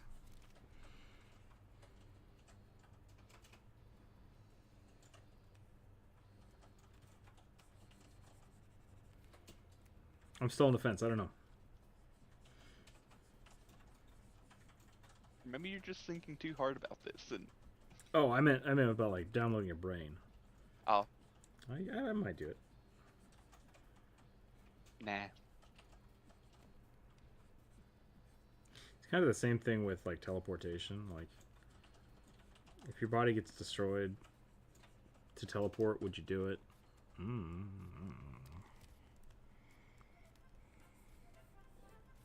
As long as it's painless. As long as it's painless. The scariest thing about the like the Star Trek teleportation, where you get dematerialized and rematerialized, is there's really nothing stopping you from just cloning a person 1,000 times. And they don't really talk about it. Like, there's a few episodes where like transporter mishaps happen, but you could theoretically just print people with the teleporter. Yes. However, Star Trek is also a setting that is ruled by ethics and morals. It's not that they can't do it. It's that they're not allowed to make cybernetically or biologically enhanced super soldiers. They know how to do it. They've known how to do it forever. Just not allowed to anymore. Yeah, they made Khan. And Dr. Bashir's. Spoiler alerts. Anyways, Zakar is a mech. Yes, I guess so. If a mech is a vehicle, a car is a mech. Dr. Bashir from Deep Space Nine. Really? Yep. Wow. That's why he's so smart. His parents did it because they wanted him to be really smart. And now he doesn't know anything about whether or not it's the genetic enhancements or his just own accomplishments. It was a pretty good episode. Check that out. Something about that doesn't seem right, but all evidence and semantics lean towards it being a mech. Yeah. Maybe it's a rudimentary mech, but yeah. So it's a vehicle? Well, that's what we're trying to define here. When does a mech become a vehicle? When do prosthetics become a mech? Depending on how we answer this, people with wheelchairs could be mech pilots. Just put it out there. Oh God, are plane pilots mech pilots? This has got some like Gurren Lagann level of It's whatever the writer wants it to yeah. It's extreme semantics. Yeah. Yep. But are people with hip replacements cyborgs? I would argue that people with contacts are cyborgs. If you have a cochlear implant, cyborg, like 100%. Pacemaker. Pacemaker, cyborg. Yep. Hip replacement, I'd lean towards yes. But it doesn't do anything like. But she's made out of metal. Party is made out of metal. Yeah, because I don't know. For me, like cyborg implies like cybernetics are involved. And as far as I know, Not powered. yeah. Okay. It's not power because you are moving it yourself. Okay, I could see that. We could put that in there. Because like if you have a Cybertruck, Tesla, like an electric powered car, like that's got more technology in it than frickin' most houses. Yep. Did you see? You brought it up, so my mind went there immediately. Someone bought a Cybertruck and did a mirror polished. That's so just, dangerous. And they were already dangerous because they're super heavy. It's like the old 60 cars that are like built out of solid steel. Yep. So stupid. Though I did get that ride in a Tesla. Nice. It was quite nice. Yeah, I've been in a few. If I had money, I'd get a Toyota. I'd get an electric Toyota. Do they have electric Toyotas yet? Mm-hmm. They've got some like hybrid RAV4s and stuff too. Gotta be shipped over directly from Japan with their space age technology. They just made Toyota got pissed off that there weren't enough like utility trucks, so they made a little tiny pickup using the Hilux body, but they made the truck smaller, and it's like $9,000, but you can't buy them in the U.S. without importing them specifically, which would make them about $30,000. And it's like that's just a normal truck. Is that the little tiny like mini trucks that you see like in Japan? Well, those are the little flatbed like tuk things, right? Like that was the old version. They're like, we haven't updated this since the 80s, so they updated it into a little tiny pickup with a slightly beefier frame. And that's what they did. And they're like, yeah, it's brand new, completely everything, $6,000. And it's like, that's amazing. I want it. Can't have it. Won't let me have it. Makes me sad. All right, here's my plant druid kobold with his stilt walkie hands. I saw one the other day. I don't know if it's exactly what you're talking about, but I literally saw one, the little tiny utility trucks from Japan in my county at the bank. I was like, what? You can buy the old ones. You can buy the old ones for like $800. Then you have to just pay all the taxes and shipping and stuff to get them here. And they're great. They're just little tiny putt-putts. If I had like a warehouse, I would definitely buy those. If I had I think the other problem is like you have to do a lot to get them road legal too. Yeah. Not because like they can't drive that way. There's just there's like the taxes and everything. It takes a lot to do. So it's more viable if you have like a big warehouse that you just drive around like a golf cart, essentially, so you don't have to register it. But pretty cool little things. I'm saddened by our capitalist idealisms making fun things like that not viable. How dare you? Yeah. If I never had to go to a car dealership again and could just buy straight from a manufacturer, I would do that for the rest of my life. Never, ever again would I go to a car dealership. And that's the car dealership's fault. Fuck them. So, that's that. Yeah. What if you had steampunk cybernetics? Are you not a cyborg if you're steampunk? I see, because you're saying no computers. I'm going to call bullshit on that because steampunk stuff doesn't work.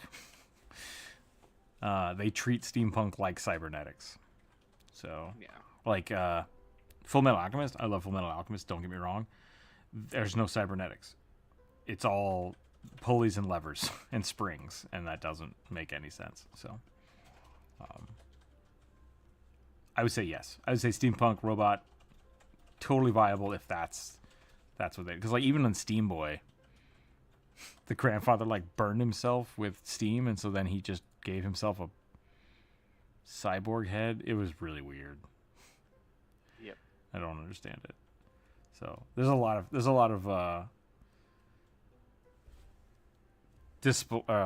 suspension of disbelief when it comes to cyberpunk. But straight from the manufacturer, it sounds like Elon Musk got to Rook. Oh yeah, that's true. I didn't think about that. Oh, that's a tuk-tuk. Yeah, tuk-tuks are little like tricycles. Bri, you posted 2 unknown images. Yep. I don't know what those are, and I'm scared to click on them because they might be broken. Mini trucks. Yeah, little mini trucks. Those are fun. Let me see if I can find the new ones. Sorry, we got distracted. Entirely my fault. That's right.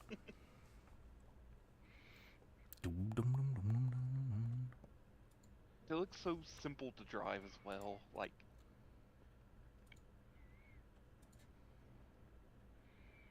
I think my only issue would be is they don't look like they have a lot of leg room. And I'm a really long-legged person.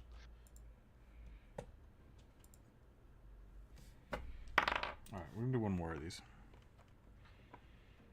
I already drew that one. What happened here? Tool Duran from the Halo, Shadow of Intent. Which I think is the female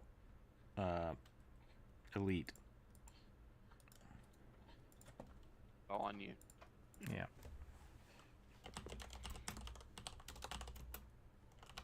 Never touched a Halo game in my entire life, so.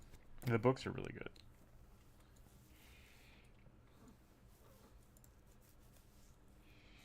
I highly suggest the books. Stupid question, because I really don't know the answer. It could really go either way. Are they reading about Tom Clancy? No. No. Okay. No. I think Tom Clancy was dead by the time the books came out. Oh, fair enough.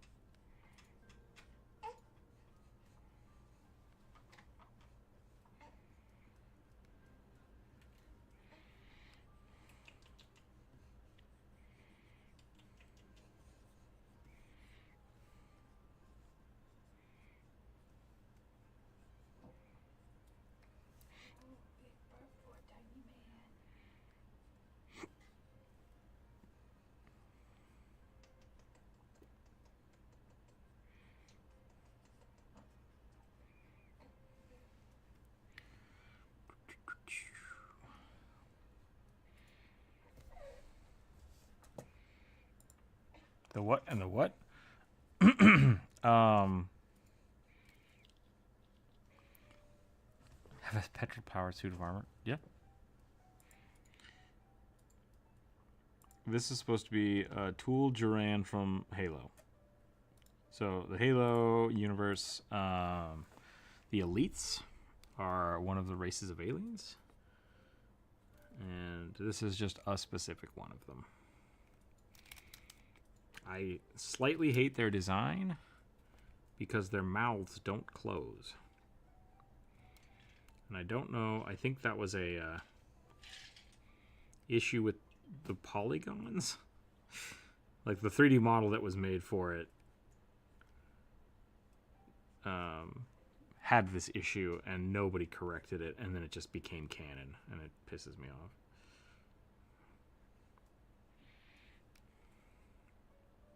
But they have weird predator mouth where they've got like 2 fingers on each side and the bottom just doesn't close. They just have a big hole in the bottom. Doesn't make any sense.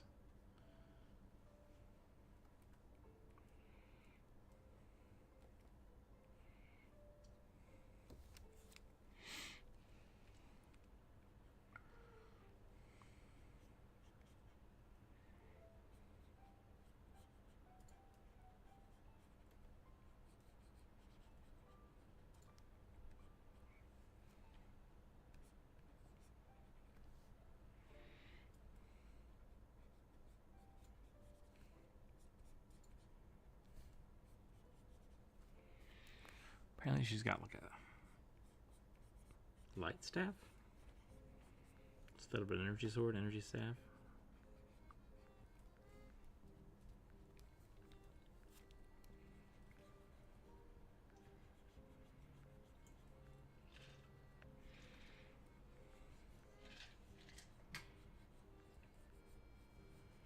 The Covenant are an interesting villain.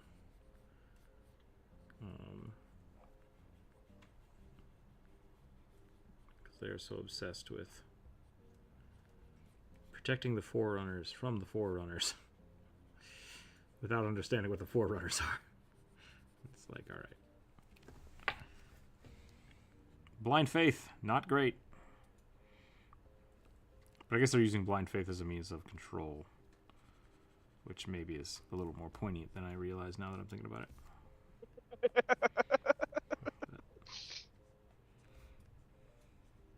Meta commentaries. 20-year-old games. Yeah. It's not a new thing. I don't know if it's that old.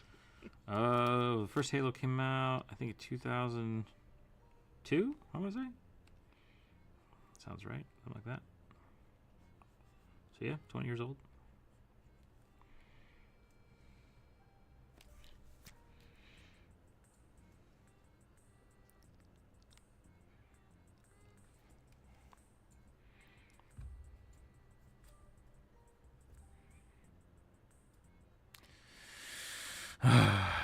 I typed this person in, and there's a really cool picture of them that I'm looking at.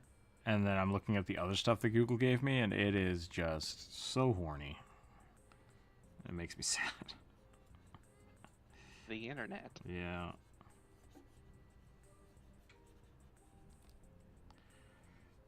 I blame Star Trek. Yeah. That's fair.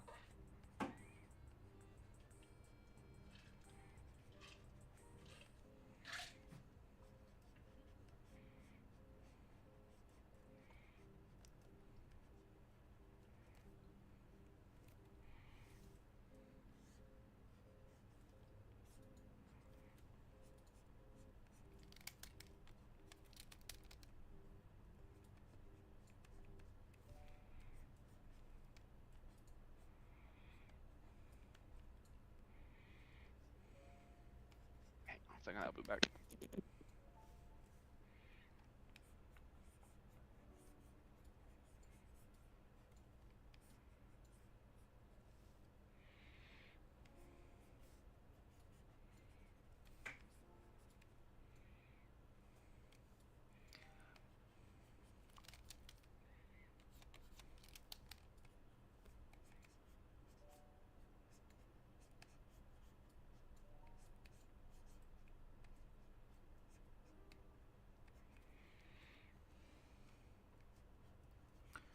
I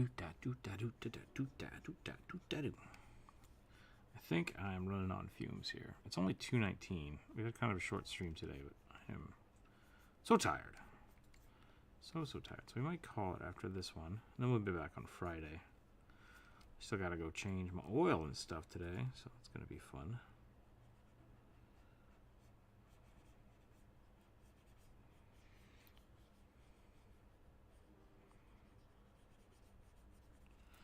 We can keep on keeping on.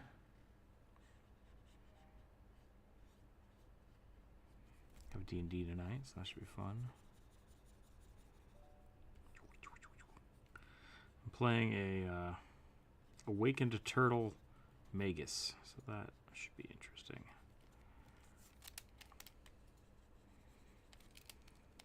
I made them a Dragoon from Final Fantasy because why not? Why not? I think it will be fun.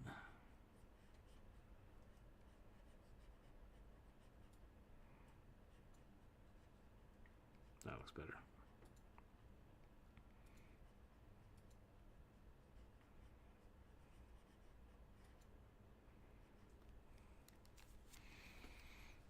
Skibblurp.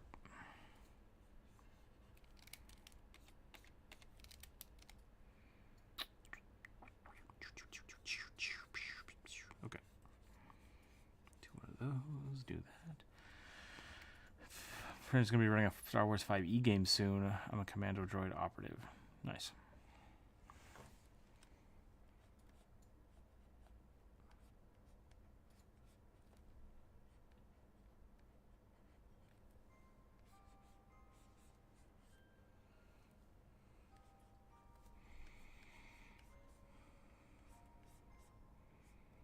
Is that why all of your suggestions have been Star Wars based? By just drawing the party?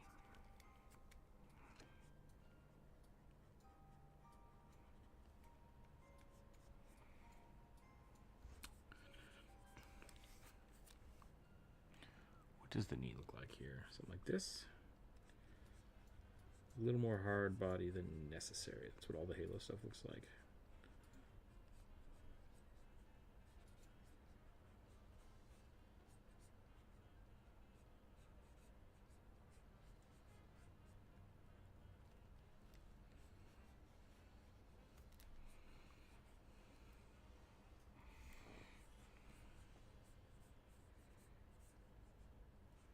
I never quite understood the elite's feet. Like, I don't think they have hooves, but it looks like they have hooves. Like, are they supposed to be demons? Never really understood their design principle.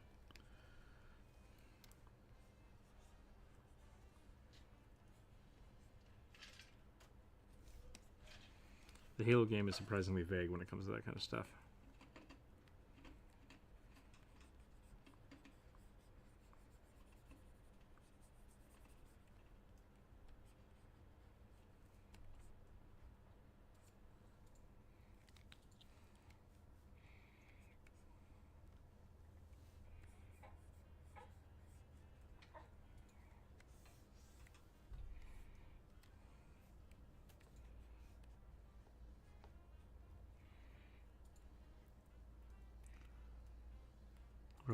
Are robots easier or harder to draw than organic things? Because I'm going to be more square and simple. It actually depends on the person.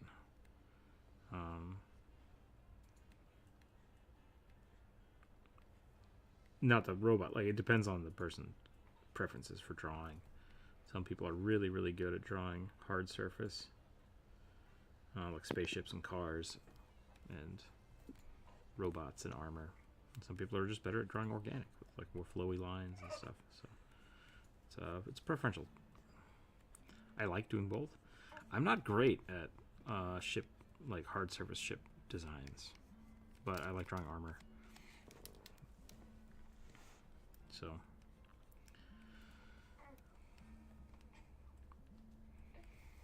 it's not really one of those. For me, I think it's easier to draw organic things because you can get away with a lot more mistakes. If something doesn't look square, it doesn't look square. Like, it's really easy to flub a soft bodied thing. But, you know, if you draw a car wrong, everyone knows that the car looks wrong. Get a Tesla? Cybertruck looks wrong. Yeah, I don't know what Tesla's thinking, man.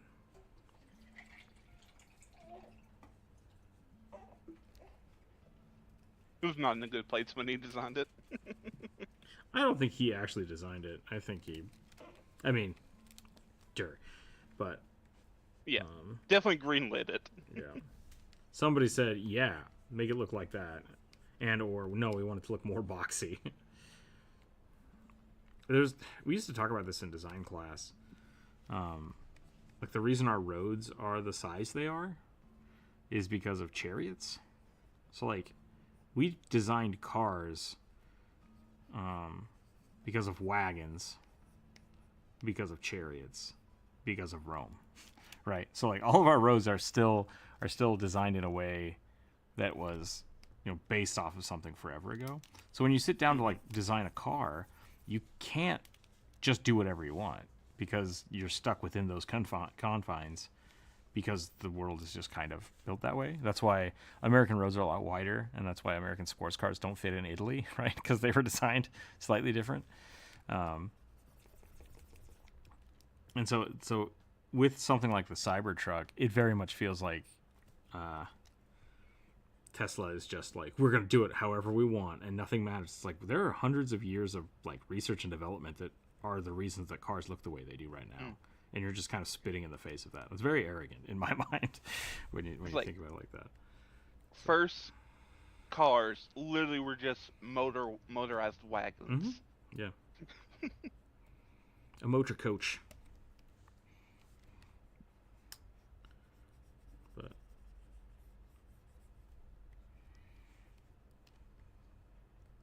and like our technology has changed. Like, don't get me wrong. Like, we build the roads differently. We build them safer. We build them with more thought in mind for drainage and composition and stuff like that. But yeah, the overall principle, it's hard to just design something new because we already have this infrastructure, so it still has to fit into those confines. And I think the Cybertruck is like, we don't care about aerodynamics. It's like, but why not? Like, why not take all the technology we have and put it into one thing instead of just being like, we have this part technology and just making it our own? It's like, but all the good stuff from back there, what happened? Please.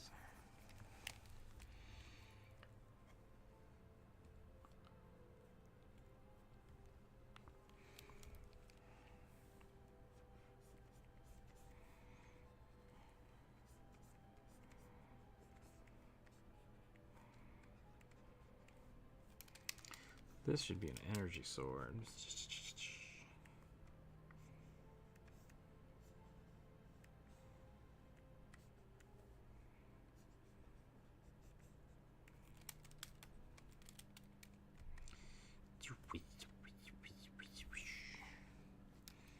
Okay, I think I'm going to call that there.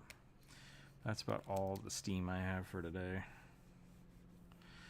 Thanks for hanging out today, everybody. Sorry I was a little late. We'll be back on Friday. If you've not suggested anything yet, please do so by then, and we'll add it to the list. We'll keep going on the list, and then we'll have something back to normal stuff next week. So, people are coming to town next week. I will let you know how that goes and what that does to the schedule. So, thanks again. I'm going to call it right here. Stay happy, stay healthy, keep your dice on the table. Have a wonderful, wonderful week, and we'll catch everybody later. Bye.